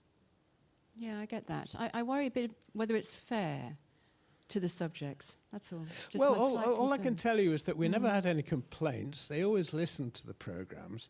And Lena Burton, who you just heard, rang me up a bit later and said, "I believe I've won an award. Where do I collect it?" Fair enough. Okay. Before I invite Matthew Dodd up to join us, I just wanted to tell everybody, the students in here in particular, about Peter Everett's written a manifesto for making radio, which I think is brilliant. We should all do our own and see if there are any points of convergence. Everything I know about making radio features on one side of A4. We're going to get some copies done over the course of the day. So if any students want to take one back with them, feel free. I particularly like the last few lines of that manifesto. Do you want to just borrow my script and read those out? Read them. Have a pause between each one. I think they're great. Thank you for the production note. Every script is a poem. There are good poems and bad poems. There is no such thing as prose. That's a line from the poet Mallarmé. There is no such thing as prose. Second one. Nobody remembers numbers. Finally, clichés kill. It is legitimate self-defense to assassinate anyone who uses the word iconic. Hear, hear. Thank you. Thank you, Peter. I'm just going to move on. Matthew, would you like to come and join us? I've warmed your seat up for you. No, you stay. Matthew Dodd, I'm sure many of you know him. He's my favourite commissioner because Are you pitching? Obviously, all commissioners are my favourite commissioners when we're pitching to them. And I think under the title of demanded listening, how does that affect how you think about yourself as a commissioner? But I think how I wanted to introduce Matthew really was to say he's commissioning editor for arts across BBC Radio 3 and 4, which is unusual, isn't it? Yeah, it is quite unusual, yes, at the moment. And your work includes commissioning poetry and factual documentary. Yep. I think the students would be interested to know more about some of the distinctions between the strands that you cover. Can you give us a little rundown? Between the ears, Between the Ears miniatures, and so on. Well, I mean, Between the Ears is Radio 3's kind of experimental feature slot. There's only about a dozen of them a year. And it's interesting listening because I think it comes from a slightly different tradition from Charles Parker, if it's okay to say that today, which is much more linked to music, to classical composition. The music is much more integrated. And I have to say that a lot of the things that Peter said about presenters would apply to Between the Ears, although I'm quite weak as a commissioner, and if I had the courage, I'd say no presenters on these programmes whatsoever. But then I'm always scared about saying that because someone will come up with a really good idea which has a presenter. But, you know, there's less reportage. It's more about artistry. It's, you know, I often get sound artists pitching ideas. So it's a kind of slightly different tradition. I actually have to say it's much less socially committed, I think, in the things that we commission. And, you know, the title, Between the Ears, it's actually much more about form than about editorial content, I think. And so those are the things we do. And there was a tradition of Between the Ears that it was very demanding listening and difficult. And I don't think that's true anymore. And I think that's something that's changed over time. And then on Radio 4, I look after artworks, which is our art strand. And I mean it's quite an interesting conversation that Hugh and I have between artworks and illuminated, because there are some programmes which people pitch as kind of arts features which we think are actually illuminated, and some that I would like to keep in artworks and I'm forced to hand over to him for illuminated. And I think the main thing with artworks is my concern there is innovation in the mainstream. These are programmes in the middle of the day for the general audience on artistic topics, and they're looking for something that's innovative, but it's got to be broadly understanding. And I use that really for my own self as a contrast to Between the Ears. Thank you. As students listening to all of this output, you should be. I'm going to talk about that again in a minute. Let's hear. Just tell me about Between the Ears miniatures. What's that? Yeah, those are just little 15-minuters that we put across a week every now and then, and these tend to be like producers from around the world who are beginning to emerge, and they get a chance to do something. They're quite simple. They tend to be a bit more difficult because they're late at night. It's a chance that is demanding listening, I think. That's what I would say.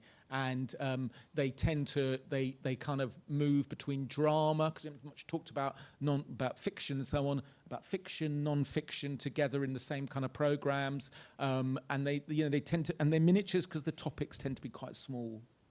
Thank you. There's a little link between something, Peter, you said to me when we were discussing this, that you wanted to try and do. You felt there was a way of making a programme that was somewhere between drama and documentary. Yeah, absolutely. Yeah. And I think probably the radio ballads have an element of drama in them as well. And D.G. Brideston, who was working with those people, was essentially a drama producer from the outset. And his most famous programme, The March of the 45, is really a verse drama.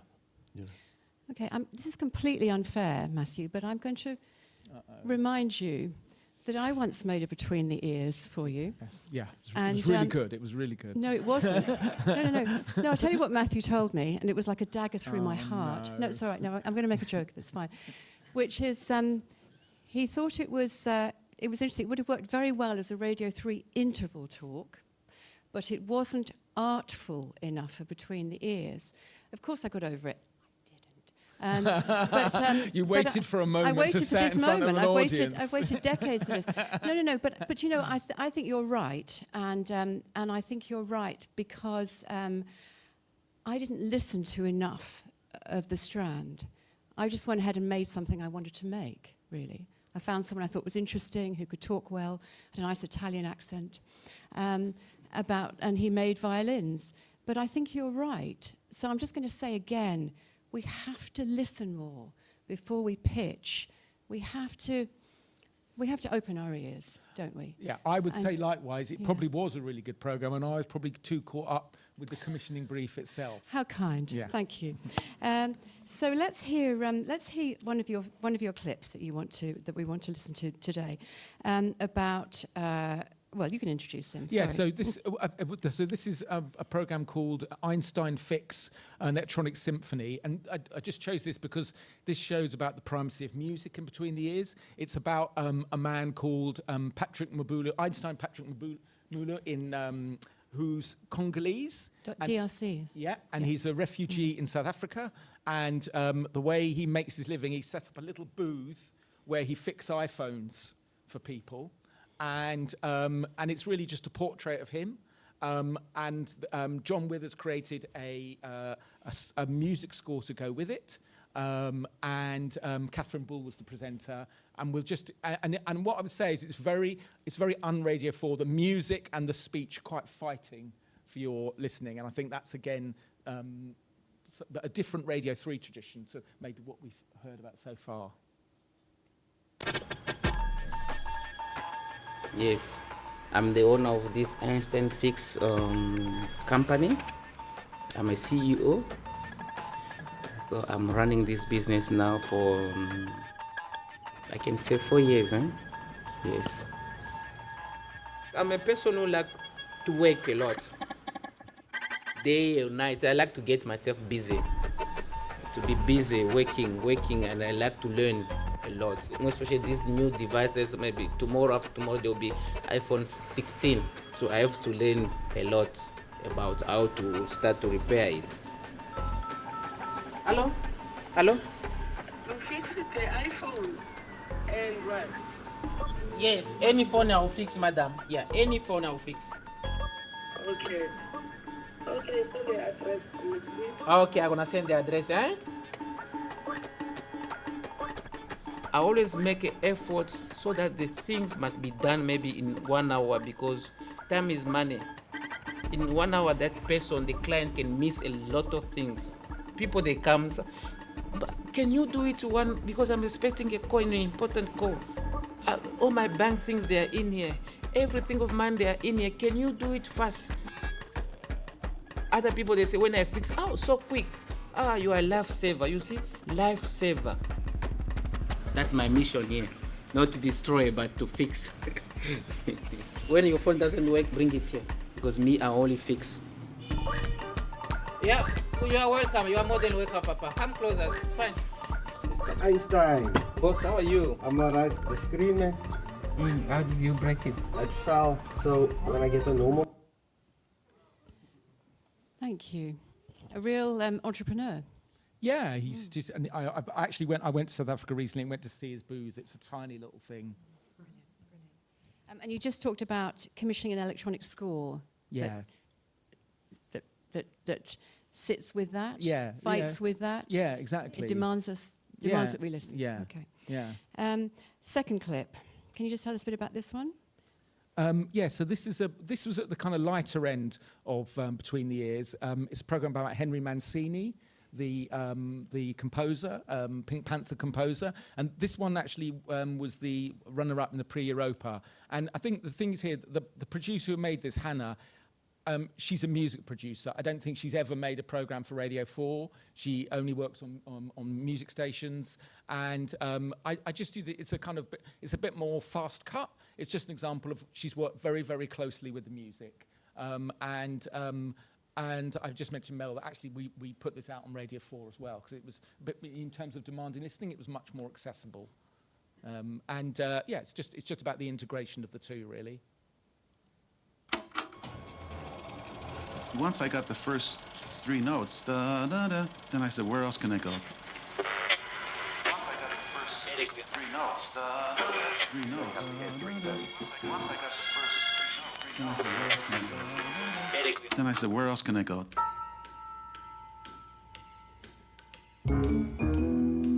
He had a very clever way of weaving the melody throughout the film. It's actually a BBC first.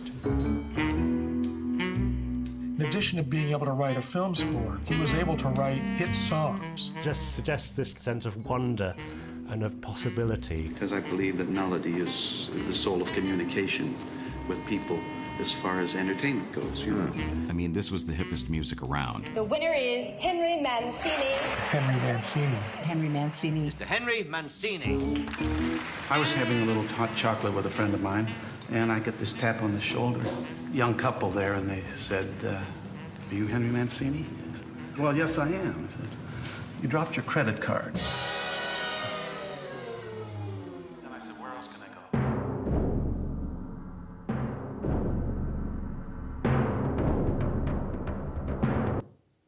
Brilliant. Don't we just love musicians? Okay, last question.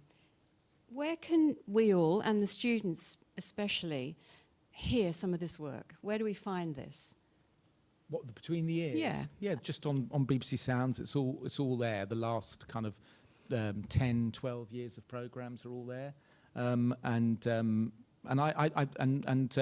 I think it's also worth checking out some of the others. You following through with producers. That's another thing that I do as a commissioner, is follow through producers' names to finding out more about other work that they've done, whether it's for Hugh on Radio 4 or on other sites as well. Because that's where I really agree with Peter about the producer in conversation with the listener. I think that's a fantastic insight, which we don't think about enough, actually, because again, just borrowing what Pete says, we're very preoccupied with presenters, and one of the reasons why I don't like them in Between the Ears is because I think sometimes they stand between the listener and the music and the sound. Yeah. That's a good note to end on. Thanks, everyone. Thank you, Peter. Thank you, Matthew.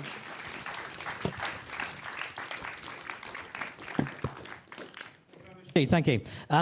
Just a little brief chat we're going to have now with Tony Macaluso, who is a Charles Parker trustee and has been spending some time in the archive, the Charles Parker Archive, to give us a little update, really, on what's been happening. Pick up any mic, Tony. And because it's right to say, Tony, that you're finding stuff in the archive that's not been open before. Yes, this is just a 2-3 minute before we get back to the nominees, but an invitation, I would say, and really to anybody out there, but I'd say especially to younger producers, the students and others, which is to go dive in and visit firsthand the archives, whether the Charles Parker or other archives in general. But the Charles Parker archives live at the Birmingham Library, and there are hundreds of boxes of notes, correspondence, clippings, but especially and most excitingly, and I think inspirationally, ideas for radio shows, especially ideas for radio shows that didn't end up happening, that were turned down. And the ability to go through them, and just the sheer tactileness. And if you've never spent time in archives before, particularly archives of creation, radio makers and things like that, the ability to see the process as it evolves, notebooks and notes, letters sent to people, bits of research synthesized together, and then all the correspondence back and forth, and we're talking about in the 60s and 70s. And behind me we have just a few of the things that we found in the last visit there. And the main thing for people to know is that anybody in this room should, if you can make your way there, get in touch with members of us, the board members from the Charles Parker Archive, if you have particular things you're interested in, and we can signpost you. But otherwise, you can just go and spend a few hours and just sift through them. And I think the thing we'd say, as just a final note in this invitation, is to say, if you spend a couple of hours in those archives and just walk back out into the world, I just guarantee that as a radio maker, no matter how much experience you have or don't have, you come away with, I think, broadened horizons, a bigger sense of what's possible, and also stepping out of the present moment, stepping out of your own situation and seeing the world from a bigger perspective. So we're going to talk a little more about archives in one of the final sessions and talk about some specific examples. But again, the main thing is invitation. Please go visit these. Lots of other great radio and sound archives as well, but the Charles Parker ones, and it's an important part of what we do along with these prizes. So come visit. Thanks. Thank you very much indeed, Tony. Thank you. Right. Time now for the final set of nominees for this year's Charles Parker Prize. So, Simon, here we go.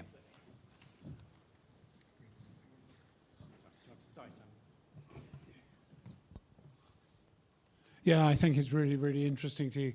Tony's dead right there. It's really, really inspiring to hear those pieces from Between the Ears more recently than I've ever made one, and to think that you are the custodians of the future, and that's really what I think is really, really exciting, is what is to come rather than just what is we are celebrating today, which is what has gone as well.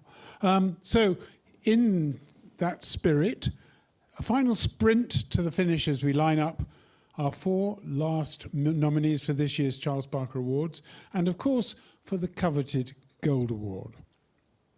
For Willem Fisk Nicholson of the University of Sunderland, gypsy jazz was the constant accompaniment to his childhood.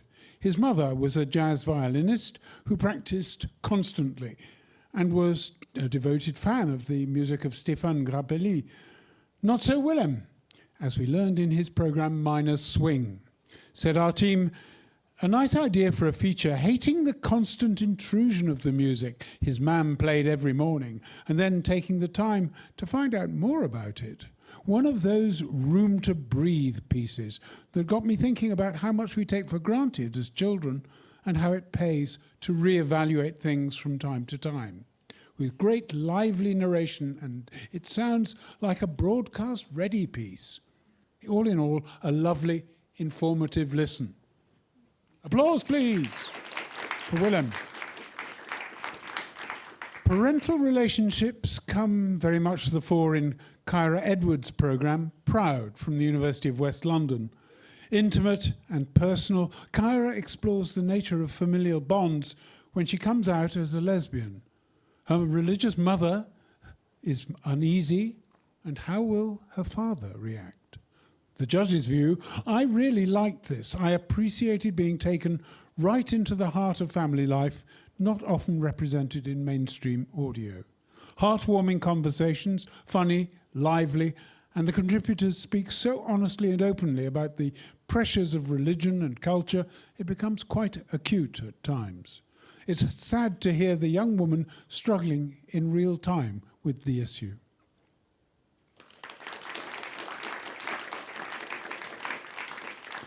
Ksenia Yakutina is originally from Ukraine, but now studies at Birmingham City University.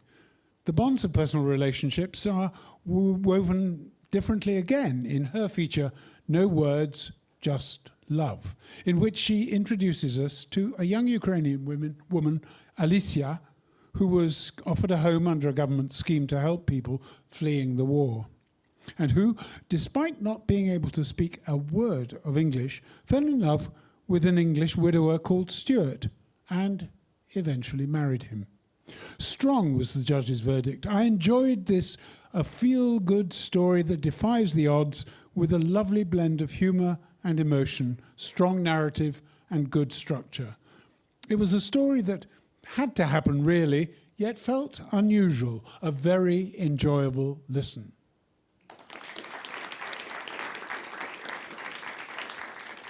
Now, we all know that audio documentarists are amateur psychologists, aren't they? Aren't we? We sit with our interviewees at their feet and ask them how they feel, what was the impact of whatever on their lives, and so on. It's a sort of audio confessional. And this is sort of the idea what lies behind Sarah Frosch's feature, After Confession, for In the Dark Radio.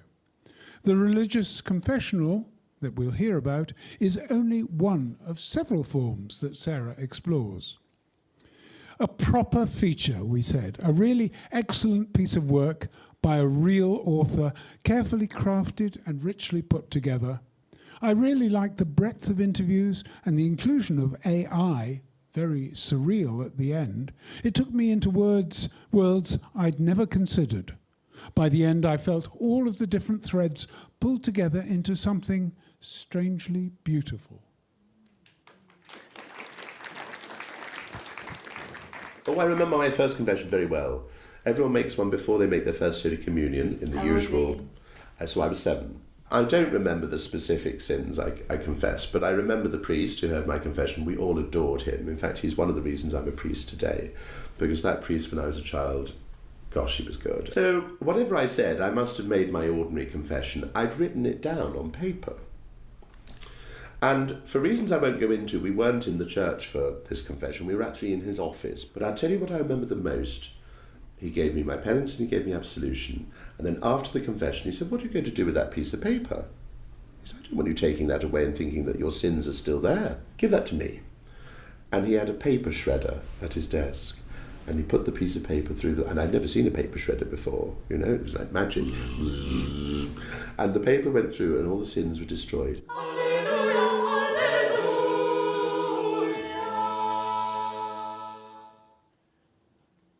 They didn't share a language, so what made them choose each other? What's their story? What does their life together look like? That's what I want to find out today as I go to have some English tea in their international home. I saw him for the first time through the window. When I used to take the dog out in the mornings, Alicia would be up at the window looking for me. So I would wave to her every day. Oh, it was so sweet.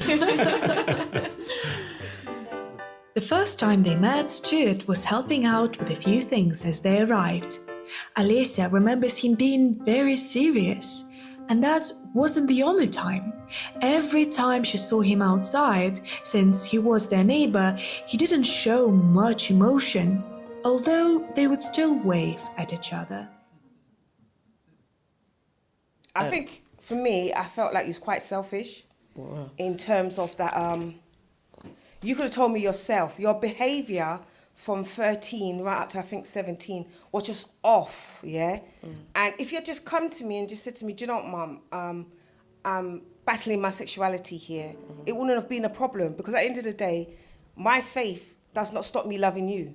I don't agree with your sexual behaviour, but I love you.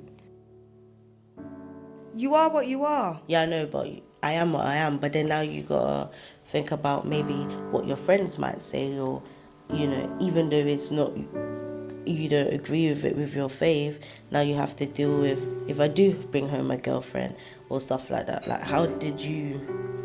Well, I say it's my attitude is quite simple. Everyone's got something in their backyard that they're hiding from God. Trust me. And it's better out than hidden. You know right from wrong. You know the way I brought you up already, and I brought you up in the faith. It's your salvation, it's your path. I didn't care if somebody came up to me and said, look at your daughter and you're a Christian and she's gay. I would have just said to them, who are you to judge? Are you God?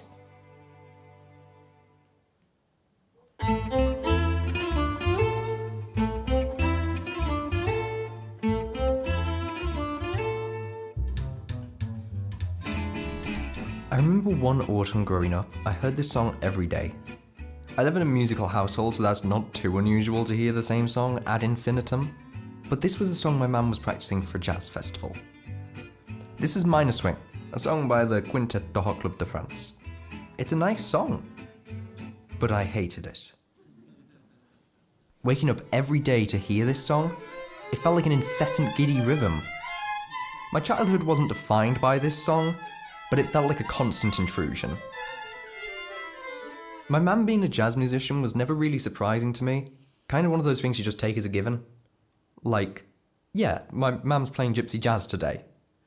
And Stefan Grappelli was a name I heard early on, but never really took in. I remember my mum telling me the story of when she met him. I think I was 15 and he was playing there, and he'd probably been playing for like close on 2 hours. I was going to be able to say something and like tell him how kind of important it was and how pleased I was to meet him. Just sat on a stool with his little scarf and little cap on, and I just kind of gabbed away, and he didn't say anything at all. He just gave me his autograph and just kind of nodded.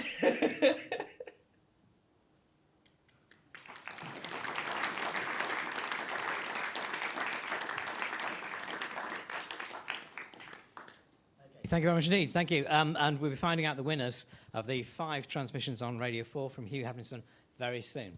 Now we're moving on again now, and Phil Maguire was supposed to be here, and I was supposed to be took over from him, but Mel is taking over from me, so it'd be too much for me. So Mel Harris, I'm going to invite up to the stage again to this next section, who gets heard. Okay. Mel, you promise you won't ask for a toilet break before we could do... No, okay, fine, okay, great, excellent, good, fine, okay. Right. Yeah, sorry, everyone, but here I am again with a really lovely lineup. I have to say, Reform are just some of my favourite people in the world in Manchester. And I confess that it was my company that made Nija's programme she's going to be talking about. So we're all well connected. Welcome. I've got Phil's script here, which I just looked at about 5 minutes ago. So I'm going to pretend to be him and not try and make anything up at all, because it's so well written. I'm going to read it, a little bit of it, and skip through. I feel as if I should ask you to introduce yourselves. Do you want to just pick up a mic? You go first. Hello. Yeah. Thanks, Mel. I'm Sam Oliveira, one of the directors of Reform Radio. One of the founding directors, been doing this for 15 years. Reform Radio, for those who don't know, the core of what we do is getting 18 to 30-year-olds into employment through the engagement of radio and audio, increasingly kind of film these days. But our kind of opinion is that everyone has a connection with audio, and it's a really, really powerful engagement tool. And it's a way that we bring young people into our space. We deliver workshops and we help them find employment, whether in the audio industry or anywhere, really. It's just a really, really great engagement tool. So that's kind of the core of what we do at Reform Radio. And I'm Olivia Swift, not Olive Swift, but I do like that. And I am a producer at Reform Radio, so I've worked with Sam for about 6 years now, making lots of different content, more and more commissioned stuff these days. Thank you. And I'm Nija Dalal Small, and I'm a freelance producer in Manchester. Thank you. So Phil says, Sam, I'd love to begin with you, partly because of where we are, and Reform Radio feels like a very important part of the contemporary audio ecology here in the Northwest, Salford, Manchester. For anyone in the room who doesn't know Reform, you've just told us a little bit about it, so we'll skip on. He asks, was radio always the tool, or was radio a way into something bigger? What do you think? Wow, deep from Phil, that's not here. I think, as I said before, I think like kind of the inspiration for Reform Radio is based on my own experience of leaving university, being long-term unemployed, was really down in the dumps. You know, for anyone that's been in that position, it's awful where you can't get out of bed, you're applying for stuff and you just have no motivation. But once a week I was volunteering at a radio station and I felt like I had purpose, and I was going in there and I was doing that and I was making some amazing programs, but I learnt loads of kind of transferable skills. So for me, it's that connection with audio, and increasingly at Reform Radio, it's become kind of every young person that comes through our door has a story to tell, and an interesting one, and one that deserves to be heard. And for us, that's just a really powerful way of delivering workshops and hearing those stories. And every workshop that happens at Reform Radio ends with a young person having to produce and present something on the station, or at least produce it. And I think that's just amazing, just that every single one of these people has something that interests them that they can tell through audio and in an audio way. Thank you. Also, Phil wants to know, he just makes the point, you've gone from grassroots online radio to producing programmes for the BBC. How did that happen? How did you do it? How did you pull it off? Really coincidentally, the first programme we made with Nija 10 years ago. We haven't seen each other since. It was a bit of a stars aligning, really. Again, this is kind of our ethos, which is like we go to our kind of pool of DJs and creatives that we work with. One of them, Kelvin Brown, just came with a list of ideas. Not very well formed, we were discussing before, but one of them happened to be, and this is quite relevant to one of the nominees today, was about the ABBA fan male voice choir. It was set up in the aftermath of the horrendous disaster that happened there. It must be 60 years ago now, nearly. Kelvin came with just the idea of wanting to record the choir. He's a sound artist by trade. What we realised that it needed more of backing, and it just happened to be the 50th anniversary of the disaster. And I did a bit of research and figured out that Max Boyce, very famous singer, was also an ex-coal miner. Actually, on the day of the disaster, was a miner was trying to get across to Aberfan to help out. So there's a little bit of the stars aligning. I think the commissioners realised at the anniversary they had no programmes slated, and it all just fell in line. And Nija came on board to kind of help Kelvin shape that story beautifully. It's a really, really beautiful programme. Really, really proud of it. So that was the start, really. And since then, that's been kind of, and it's something we've been working on the last 6 months, hasn't it? Which is like, actually, rather than just going for everything, which is when you're running a business, you see money and you kind of run towards it. Actually, no, why are we making this programme? Is it true to Reform? Is it telling a story of a young person, or is it providing an opportunity? So we pride ourselves on, like with Kelvin in that programme, Olivia, when she kind of first started working with us, that these programs provide paid opportunities, new opportunities for people entering the industry. Thank you. This is really well written, this bit I'm going to read out by Phil. What interests me about Reform in the context of Charles Parker is that Parker wasn't simply interested in programs. He was interested in access, in voices, in culture, in who gets to speak and who gets taken seriously. And Reform Radio, at its best, is not just about making programs. It is helping create storytellers. That feels like an important place to begin. So that's our cue for you, Olivia. Let's move to the first of the two programs. Who is the door-to-door poet? I think you should just tell us about that. Shall I answer that question? What Phil said about it, yeah. So Who is the Door-to-Door Poet is a programme that we made for the Artworks slate on Radio 4, and it's about my friend, Rowan McCabe, who is... He claims the world's first door-to-door poet. So he's from Newcastle. He started doing it about 5 years ago, maybe. He just knocks on people's doors and says, "Can I write a poem for you?" And then he asks them what's important for them.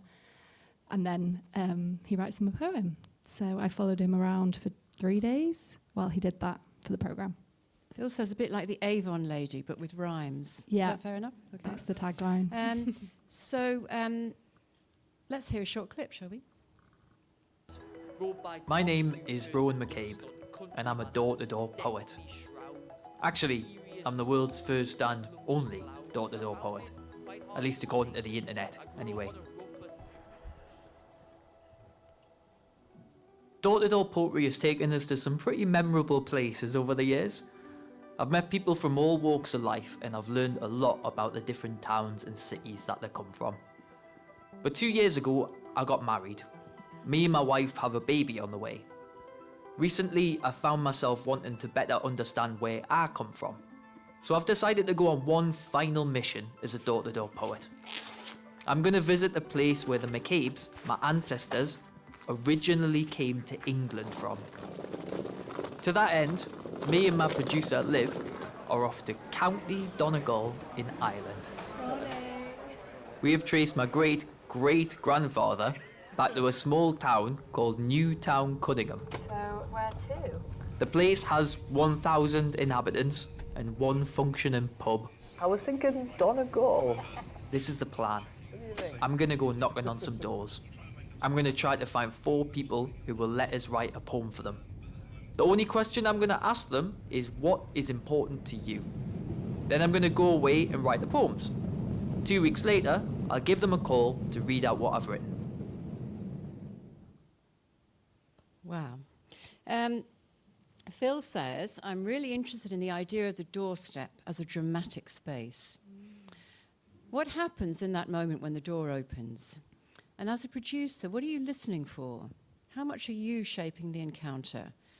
Are you mainly observing or constructing a journey? Mm-hmm. It was, an interest. We did a lot of pre-production work to figure out how we were going to do it, because Rowan... He just does this. He does it. It's all for free. He doesn't charge anyone anything for the poems. He just does this, but he's never recorded it. So normally he just knocks and does his thing. But we had the added element of making sure we were getting something that would work for the program and enough different people with different stories, and also making sure they were okay with us recording them. So we came up with a plan. So he would knock on the door, and then when I wasn't recording yet, when someone answered, he just launched into his opening poem, which I heard about 30 times those days. They answer, he just starts being a poet, and the poem is about door-to-door poetry, which you hear right at the start of the programme. And then he finishes it. They usually would give him a round of applause, or they'd say no and shut the door, or sometimes they'd interrupt halfway through and say, I'm too busy for this. But if they said, that was good, he'd say, I'm making a programme for Radio 4. He'd introduce me, and then we'd say, are you up for it? If they said yes, I'd clip a microphone on them, and then he would say, what is important to you? And then we just took it from there. So what I was looking, I was quite involved, because again, differently to how Rowan had done it before, he normally just chats to them. Doesn't really matter what they say, and then he goes away and writes the poem. But I needed to make sure what the contributors were saying was good enough for the radio. So a couple of times I had to not interrupt, but after they'd finished their conversation, kind of prompt Rowan to ask them some more questions. But he's so natural and gifted at just being charming and getting the best out of people, so I didn't have to do too much. But we were making sure we had 4, we got more than 4, but I think only 5 people said yes, actually, over the 2-3 days that we recorded. But I wanted to make sure they were different enough, the stories, so we basically just kept going until I was happy. And it actually worked out really well because we had 4 very different people, different in age, gender, background, everything. So yeah, I would say I was quite involved in constructing the journey. So how many doors did you knock on in total to get the programme? Probably about 30, I would say, if not more. We just knocked on every door. It was such a small town, so we just walked around and knocked on every door. Well, I think the Jehovah's Witnesses are missing a trick here. So Phil makes the point that Charles Parker was drawn to working people and everyday voices. Rowan goes to places that are complicated, divided, or isolated. Is that fair to say? What kinds of stories emerge when you ask people simply what matters to you? And is there a thread that runs through? Yeah, so I would say for the programme it's quite specific because we went to this small town in Donegal where Rowan can trace his ancestors back to, but he has done this in all sorts of places, and he does have a book out, which I recommend, where he talks about all the places he's been to. Often, divided places or places of interest for a specific reason. So having read that, but also having made the programme with him, I would say there is a common thread, and it's that the people you speak to don't think their story is important or that anyone would care about it, because everyone's story, every answer to that question, what matters to you, was totally different. Some people talked about their family, their job, but then we had, in the programme alone, we had a lady who works in a fish and chip shop who is obsessed with country music, so that was her thing that she wanted to talk about. We met a guy, a middle-aged guy who had just been to a choir festival and discovered this passion for choirs, and that's all he wanted to talk about. And then the final person we had, which was the thing you want when you're making a programme like this, was this 85-year-old very Irish man who was a secret poet, and he went to his garage and found this box of poems that he'd written when he was in his 20s and read them to us. So everyone had completely different stories, but everyone, and including the people that said no, would say well, why? I've not got anything interesting to say. No one's going to want to listen to that. And the skill of Rowan is getting them to understand that people do care, and I think that's what's connected to this day. And Charles Parker is that everyone's story is interesting, and trying to make, even if you can't make them see that, turning it into something, because I then sent everyone the programme, and we sent them their poems, they all said, wow, actually, that was amazing to hear. Thank you. I think that's probably very familiar to all of us producers in this room. Why would anyone be interested in my story? Phil's written a very good bridge here. Shall I read it out? There's a very strong Parker echo here. Charles Parker listened for the poetry in people's speech. Rowan listens to people and then makes poetry in response. It's not the same process, but it feels spiritually connected. So let's turn now to Testament to Rose, which was the wonderful programme Nija made. We can hear a clip in a minute. This is what Phil says. The programme begins with a discovery. Testament, a writer, rapper, beatboxer, poet from Manchester, learns that a mixed-race poet called Robert Rose lived and prospered here around 200 years ago. We're talking about Manchester, yeah. Rose called himself the Bard of Colour. He was half Guyanese, educated, socially connected, politically engaged, and unafraid to speak against slavery. He was a well-known figure during his time, and yet he has largely disappeared from history. In this programme, Testament, together with Nija, goes in search of him through historians, librarians, notebooks, poetry, and absence. So you're piecing together a puzzle, a piece of lost history that Testament was so driven to uncover, wasn't he? He came to you with the idea. He came to me with the idea. I was actually commissioned by the Portico Library to put together a program about it. And the thing about Robert Rose and hearing Testament talk about Robert Rose is that the more you learn about Robert Rose, the more you want to find out. It's just unbelievable. And I told him, I said, there's a bigger program in this. There's a bigger story here. And we actually had a researcher on the documentary who we only paid her for like 2 days of research, and she didn't stop. She's got a book coming out later this month about Robert Rose. You always want to learn more about him. I mean, it's a wild story. He had a private income, but in a big way. I mean, there's been a lot of talk about how radio features really don't need presenters. Testament, though, was key to this because Robert Rose is like a spooky mirror of Testament 200 years ago. Let's hear it. Let's hear a bit. Okay, Shall we? And then you can tell us more. Okay, clip 2. Oh, that was rubbish. That was the worst beatboxing I've ever done. Hey, my name is Testament. I'm a rapper, writer, and the world record holding human beatboxer. And I'm walking through the centre of Manchester. On this site, in Victorian times, there was a pub called the Sun Inn, also known as Poets' Corner.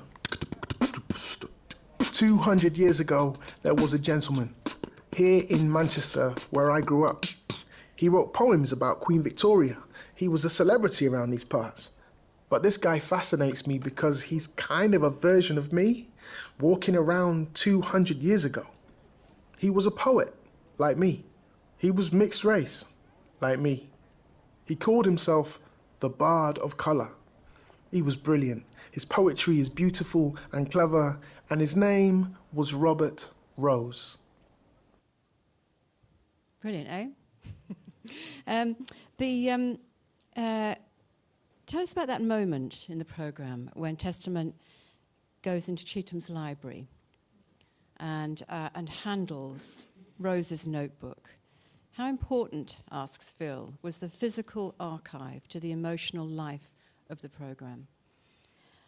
Oh, it was so important. It was especially key to the program because Testament actually holding Robert Rose's notebooks allowed us to think about in the program what happened to Robert Rose. There are unfinished notebooks in the archive, and there's also, it allowed us to sort of find things about Robert Rose's poetry that hadn't been published in sort of online archives. So at the time, if you looked up Robert Rose, you really couldn't find very many things that he'd written online. I think there were 1 or 2 poems. But then in the archives at Cheatham's, you could look through his notebooks and find all these themes we were able to pick out that just weren't sort of readily available, things about despair and his loneliness and things that really breathed into the emotional life of what we could imagine Robert Rose living with. But it was incredibly lucky because we just in Manchester have Cheatham's Library. We have so many amazing libraries and archives that, very underutilized. I think the Working Class Movement Library just recently rediscovered that they just had already in print a manuscript that was from 200 years ago that had gone out of print and is now being reprinted. Just these amazing things that are just in this city. We have the Portico Library, we have John Rylands. Yeah, Yeah. we have a fantastic archives, really. One of the questions in the programme, I mean, Testament says the poetry is amazing, but we ask the question, you ask the question, don't you? The programme asks the question, is the poetry any good? Why was that important to ask, do you think? Actually, that's Phil's question. I wouldn't ask that. Sorry.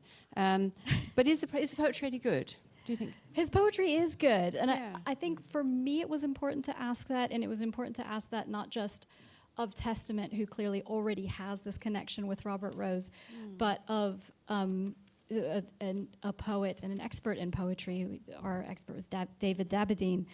And I think that's partly because there's this real temptation to be like, hey, we found this great forgotten novel from 200 years ago, and then you go and read it, and sometimes it's actually just not very good. And you're like, well, there's probably a reason we forgot about this. It's not very good, and it's not very interesting. You know, the fact that he was mixed race, black guy with a private income, which is an odd situation, and you know, he drank a lot 200 years ago, that's not enough. To me, the story actually is that his poetry was really good and it was forgotten, and that's the sort of injustice that kind of drives a lot of the program. Right. We're running over time, I'm really sorry. So I'm going to skip on a little bit and just say there's a nice little link that Phil's written again, the lovely contrast between these two programs, The Poet Knocking on the Door and Testament's Search for Robert Rose. One finds poetry by going out into the present moment, knocking on doors, and the other finds poetry by going backwards into the archive, into the city's memory, into what has been missed or erased. They're both asking us to listen properly. Okay, I've got one quick question. Sorry, Andy. It's a good question. What's one thing, Olivia, you can start, you and Nija, what's one thing you've learned about making audio features that you wish you'd known when you'd started? Good question. I think really my main thing is just record everything, and you never know what's going to be useful until you get into the edit. There's so much stuff that I ended up using in that program, but also in other features that I didn't think really would be anything, and then once I get into the edit, I'm like, thank God I got that, because actually that's what I want at the start, or that's what ties everything together. I'm going to stop you there. Yeah, that's just record perfect. everything. That's what we need to hear. Nija, what about you? I think the thing that I was surprised by in learning how to do it is that I had previously thought that as a producer you go and you record and you listen, and I've always been, and I'm still surprised by, and I find myself learning all the time, how much people appreciate being produced. And it is good and helpful to be strongly directing a program and making sure you get what you need out of it, but also that people appreciate it. If you have a vision and you know what you need and you know what to get out of it, they really like to be produced. Ah, good point. Thank you. Thank you, Sam. Thank you, Olivia. Thank you, Nija. You've asked and answered the question, who gets heard and how? We've had these two wonderful examples. It feels like a good question, says Phil, to carry through the rest of Charles Parker Day. Please join me in thanking Sam Oliveira, Olivia Swift, and Nija Dalal-Small. Thank you.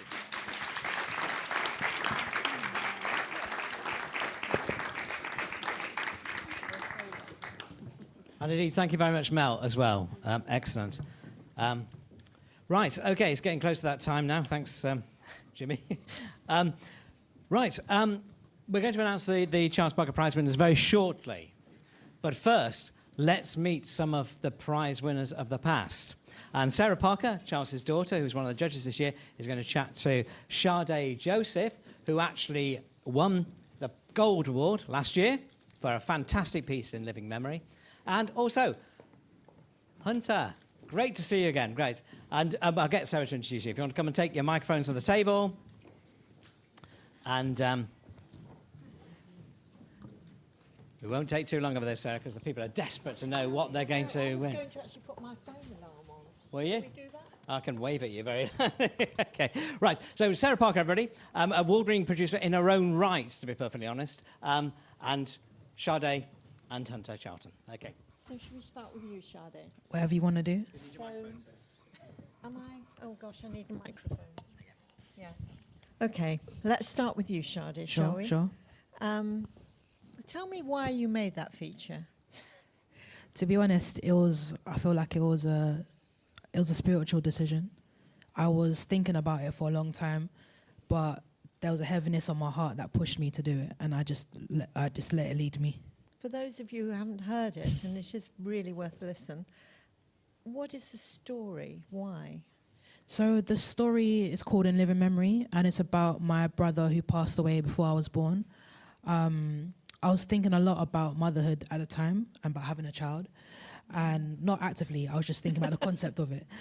And I thought a lot about what my mum went through in terms of losing her child, and how her mothering had shaped how she parented me. And my youngest nephew is named after my brother who passed, and so he's always been in my life since when I heard about the passing, and then when my nephew was born. So his name has just been around, and I just thought it was the best time to explore the story. So it's quite a challenge, really, because it not only challenged you as a sort of audio maker person, it also challenged you personally, didn't it? Yeah, 100%. It was very difficult. It was very, very difficult, especially editing the details around the story, and also the pressure of representing my family, you know, because it's like, I'm very personal. I don't like putting my business out there. So to like make a story about what my mum went through, you know, I had to represent her completely well. And so it was difficult, for sure. When you heard that you'd been nominated and you came along, what did you imagine was going to happen? I was just happy to get into the final. I was just like, whatever happens, happens. I don't mind. My family were happy with the piece, and that was my satisfaction. So, and yeah, when you played it to your mum, was that more important, really? Always. That's the most important thing. Whatever happens after that is not as important as what your family think about what you do. And what's happened to you since? What have you been doing? Because you're a poet as well, aren't you? Since I applied for the DYCP grant, which I would advise anyone to apply for, especially if you want to develop your creative practice. That's what it's called. And I'm doing an artist residency project at the moment. I've done 3 residencies, and I'm making audio stories about each residency that I did. And you also do something else very interesting. You do sound design for theatre. Yeah, it's been a long time since I've done that. I'm sorry, I'm answering her questions, really. But it's only because we haven't got very long. No, of course. Yeah, no, my background, I started off with, I make music. I'm a music producer and a musician, a songwriter. And then I went into sound design for theatre. So that kind of led me to do audio storytelling as a whole. So what do you think winning my dad's prize meant to you, really? I think for me, just the story, obviously touched people. And I think just being able for people to hear the story, beyond my family and beyond my friends, was the most important thing for me. To have that kind of, what's the word I'm looking for? Validation in that way. Yeah, had you never felt that before? I think for me, validation always comes from the people that I'm serving. The stories, whoever the story serving is where my validation comes from first, beyond anything. Everything else is just an additional bonus. But like we spoke yesterday and today about just for me to get my story beyond my own access, my own reach, is what meant a lot to me. I think we all make programmes because we want people to listen, don't we? No, of course. Do we have a clip? Yes. So what clip is this? Is this from my piece or yes, from your piece? From last year or the recent one? From your piece. Okay, sure. Have you not been warned?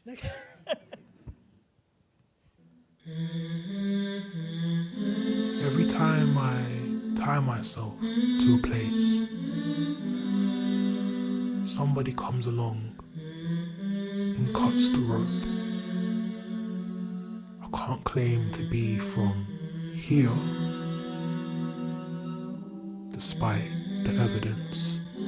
I was born and bred here, you know. It doesn't matter. I have a British passport. It doesn't matter. It doesn't matter. This is the only language I speak. It doesn't matter. I literally know nothing else. It doesn't matter. Sorry, I have to make it clear that this is actually... This is actually not from her. This is not my piece from last year, no. No, it is her piece, but it's how she's moved on and the experimental nature. This, in very, very quick fashion, I'm working on a project called It's the East in Me, which is about how growing up in East London has shaped my identity. And I wanted to start the piece. This is an idea I'm playing with for the beginning. And this is the beginning of me speaking about me claiming to be from East London is something I can claim. No one can take that away from me. But claiming to be British has always been in question. Do you know what I mean? as a Black Caribbean woman, like claiming to be British has always been a question for my whole life, and so I wanted to capture what that feels like. And the reason why it's in a dark kind of voice is because I wanted it to represent not just my experience, I wanted to represent other people's experience as well. But yeah, it's that idea of stating a claim and people removing that from you. So I think, and now I turn to Hunter. Now Hunter did a completely different sort of piece, didn't you, really? But it was also quite a personal piece in a way. It was the bathing place? Yep, I did a piece called The Bathing Place about 5 years ago. It was a historical piece. Yeah, it was a historical piece. I don't feature in the piece, but it was... when I said personal, it was where you sort of lived and... Did you not live in Oxford? No, but it was personal in many other ways. Wrong. It was personal in many other ways. No, it was a piece about a gay bathing area in Oxford as part of the university parks, and it had been used for several hundred years, and then it sort of took on sort of became a sort of place of male bonding, and then it sort of became a place of embarrassment for the university in the 90s, where it was sort of used for gay cruising, and then the university closed it down. Lots of programs were made about this. Humphrey Carpenter visited it in the 70s and interviewed lots of gay sort of naked, they're not necessarily gay, but just naked men around, and again it sort of lends itself to like Peter Everett's piece, nudity on the radio goes down pretty well. But yeah, it's and then in the kind of the contemporary configuration was like we met a trans gay man called Samson, who in the lockdown had started to swim there himself, and used it as a place to kind of find sort of solitude and worth and affirmation. And transcendence in a way, by looking back to through history as it all was kind of connected through this place. Yeah. Yeah, to be honest, when I said personal, I was actually thinking more of the piece that you made, The Eternal Horizons, because that was somebody who went out there. Did you go to Nepal? No, I didn't get a chance to go to Nepal. Do you want to explain about this piece, or should we play a little clip? I think it's probably worth me actually teeing it up, actually. Yes. The clip is quite surprising.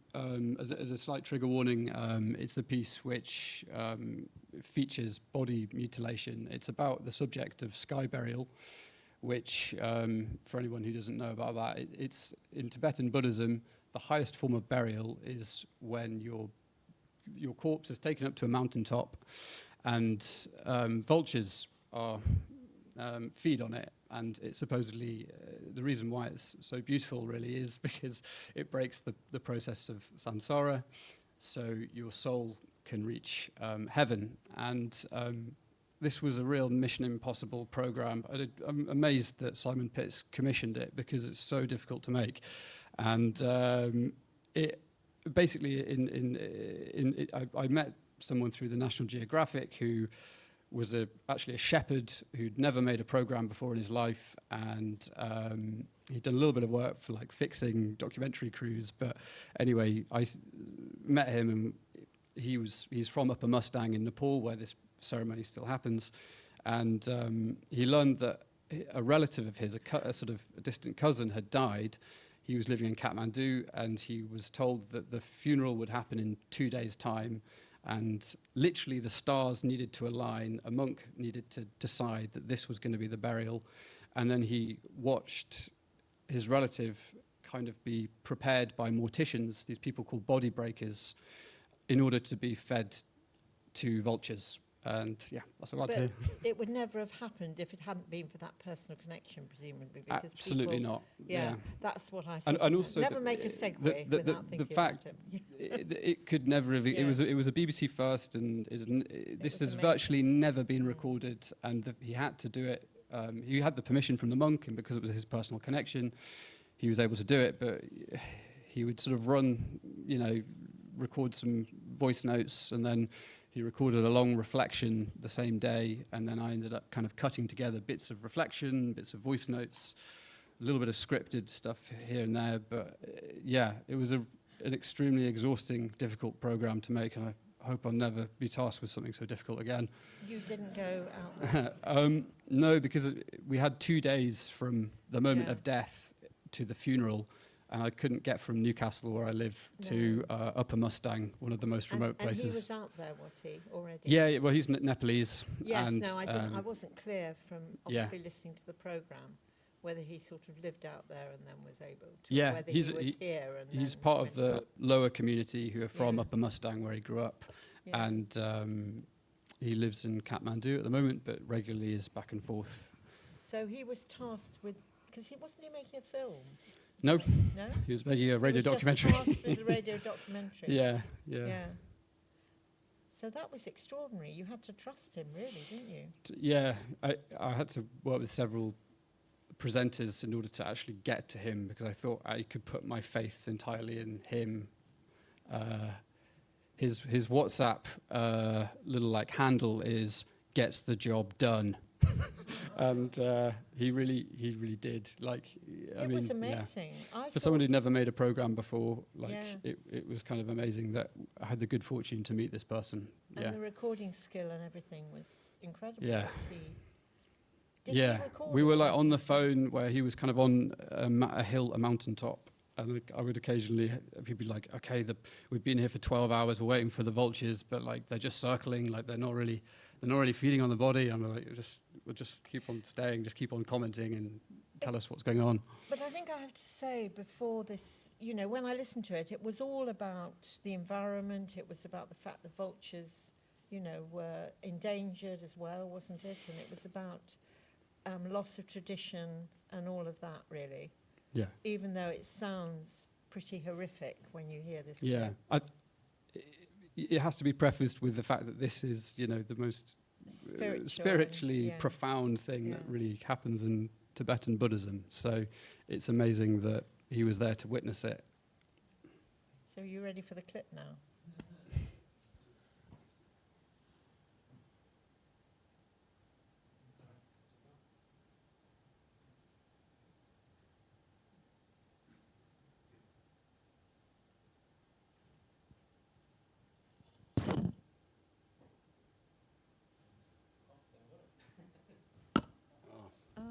Oh well. You'll have to listen to the programme. Are you sure it doesn't work? I don't think it's firing now.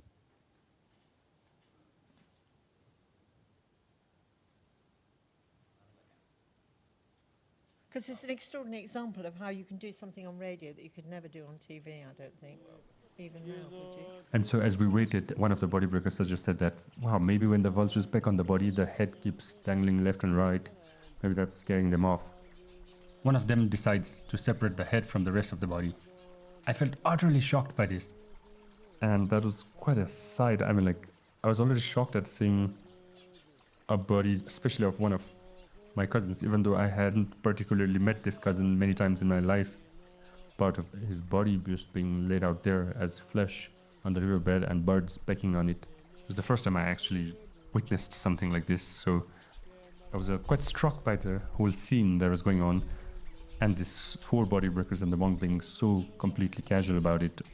They had this very strong sense of, being able to not attach with the person who is dead, especially while the cremation was happening. So I tried to get into their mood, and make myself more at ease, even though I knew I would never get there, but still maintain my...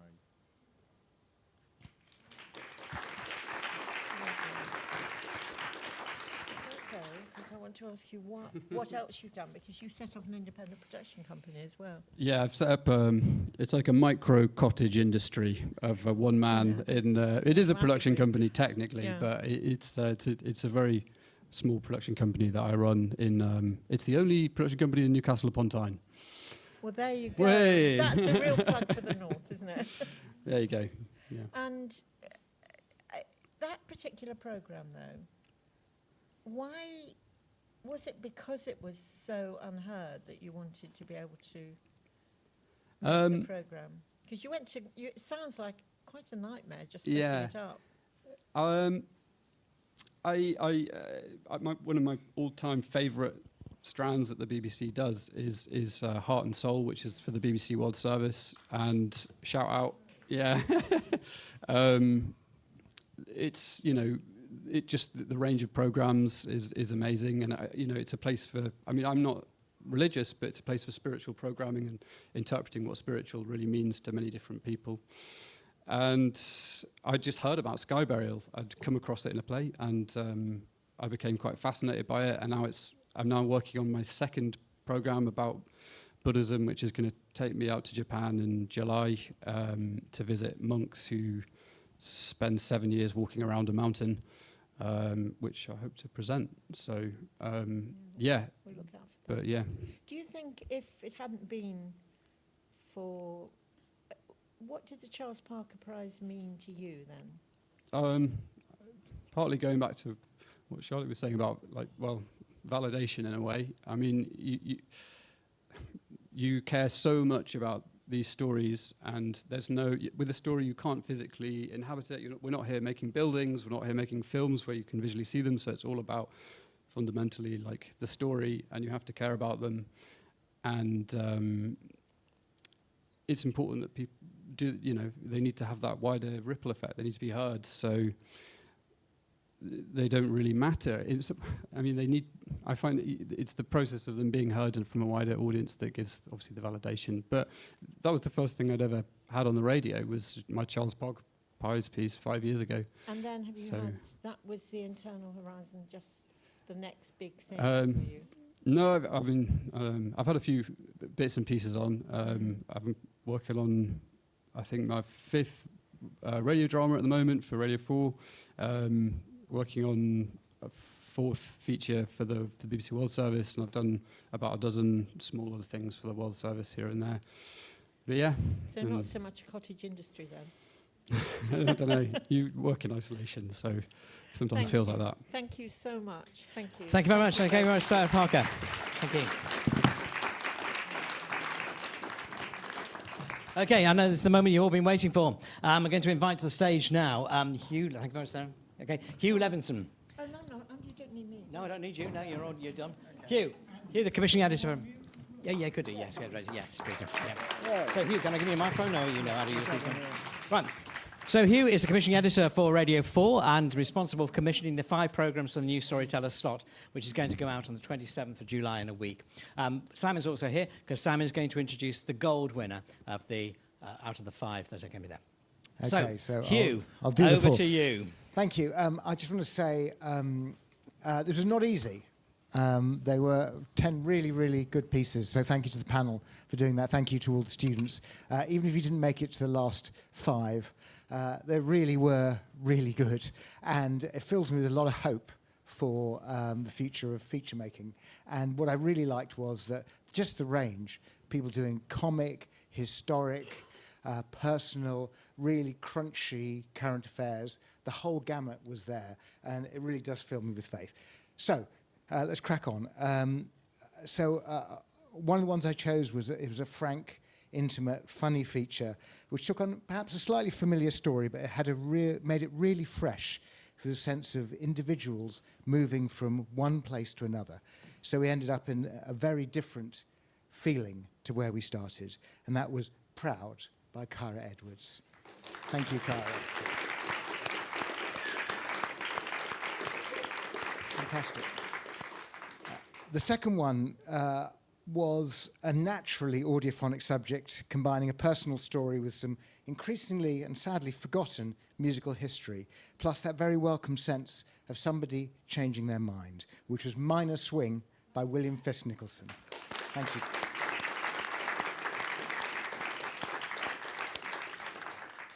The third one I chose took a heavily reported current affairs story and restored its immediacy by the power of individual voices, the careful step-by-step storytelling, and a powerful sense of injustice. And that was Justice for Harry Stanley by Tara Darby.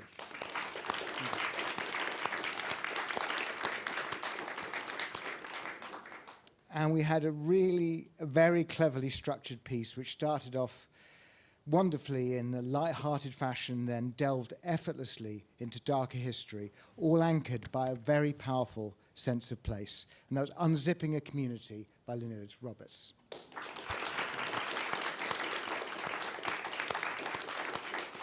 And shall I leave it to you to yes. give us the gold? There is no actual gold, which is a shame, considering the price of gold these days. But audio gold. Audio gold indeed. Glad to report that there weren't any fisticuffs when it came to the recipient of the Gold Award. The jury was unanimous in their choice. From, as you've heard from Hugh, a very contested field. And the judges said, the element of surprise is very present in this piece. I like the maker's curiosity, an original subject for an audio feature, and a great concept, well delivered. At virtually no stage was I not held and carried forward by the material, the sound, and above all, the ideas that this feature dealt with. Top-class work. As you may have guessed, the winner of the Charles Parker Gold Award for Student Audio Feature 2026 is After Confession for Sarah Frosch of In the Dark. Well done, Sarah.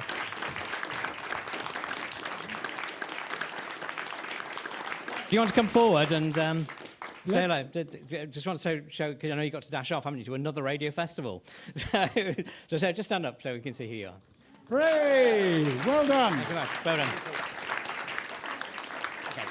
And we've got another little clip. We have got another little clip just to show what it's about. Yeah, okay.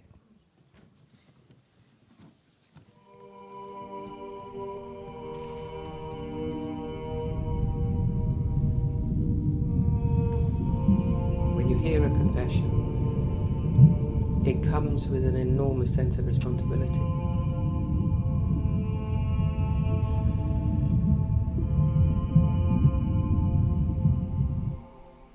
Often when we think about confession, we think of either like the heaviness or the lightness of the after effect once it's been made. I think especially that's true in the relationship where you are bound in love. I think it feels like one thing. I think it depends. Confession as a reflection can also be a sign of growth. And therefore when you hear it as a parent, as a mum, that's not a sense of heaviness. Maybe overarchingly it's that feeling of they'll be all right without me. Hello. What was your favourite bit then? Ooh, good question. I think my favorite part was actually the moment when the Samaritan worker talked about that feeling of being the last person someone talks to. Do you ever think that you might be the last person that someone talks to? Exactly. And that's such a heavy responsibility, you know? I think it's you cut that out. tension. But That was also a funny feeling- moment to cut out. Is there anything you'd like to confess to me? I think what's really sitting with me is this sense of dissonance. People come to me in this kind of urgent, immediate way, like they need a quick answer. Like there's a loop of demand and response, but no real fulfillment or connection on my side. Because I know how much people need real presence, and I wish I could give that. I'm really glad we talked, and I'm here whenever you're ready, if you want to continue. Just take care of yourself, okay?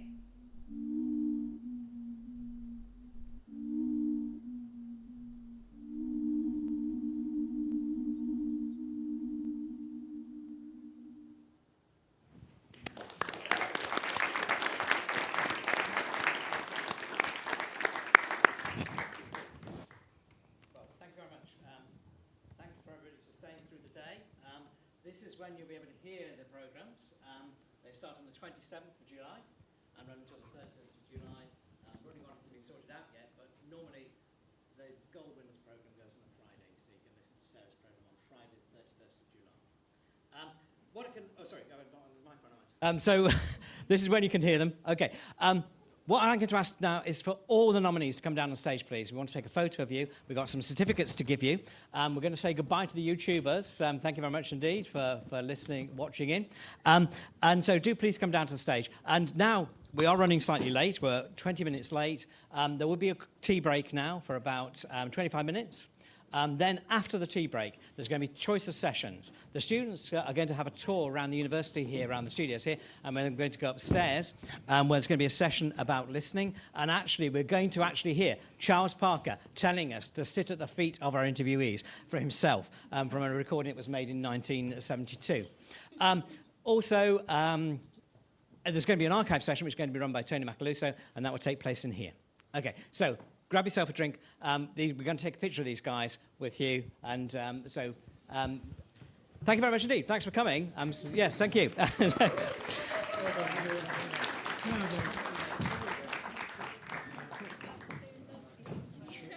Right, I'm told that there's coffee available in the coffee bar for you.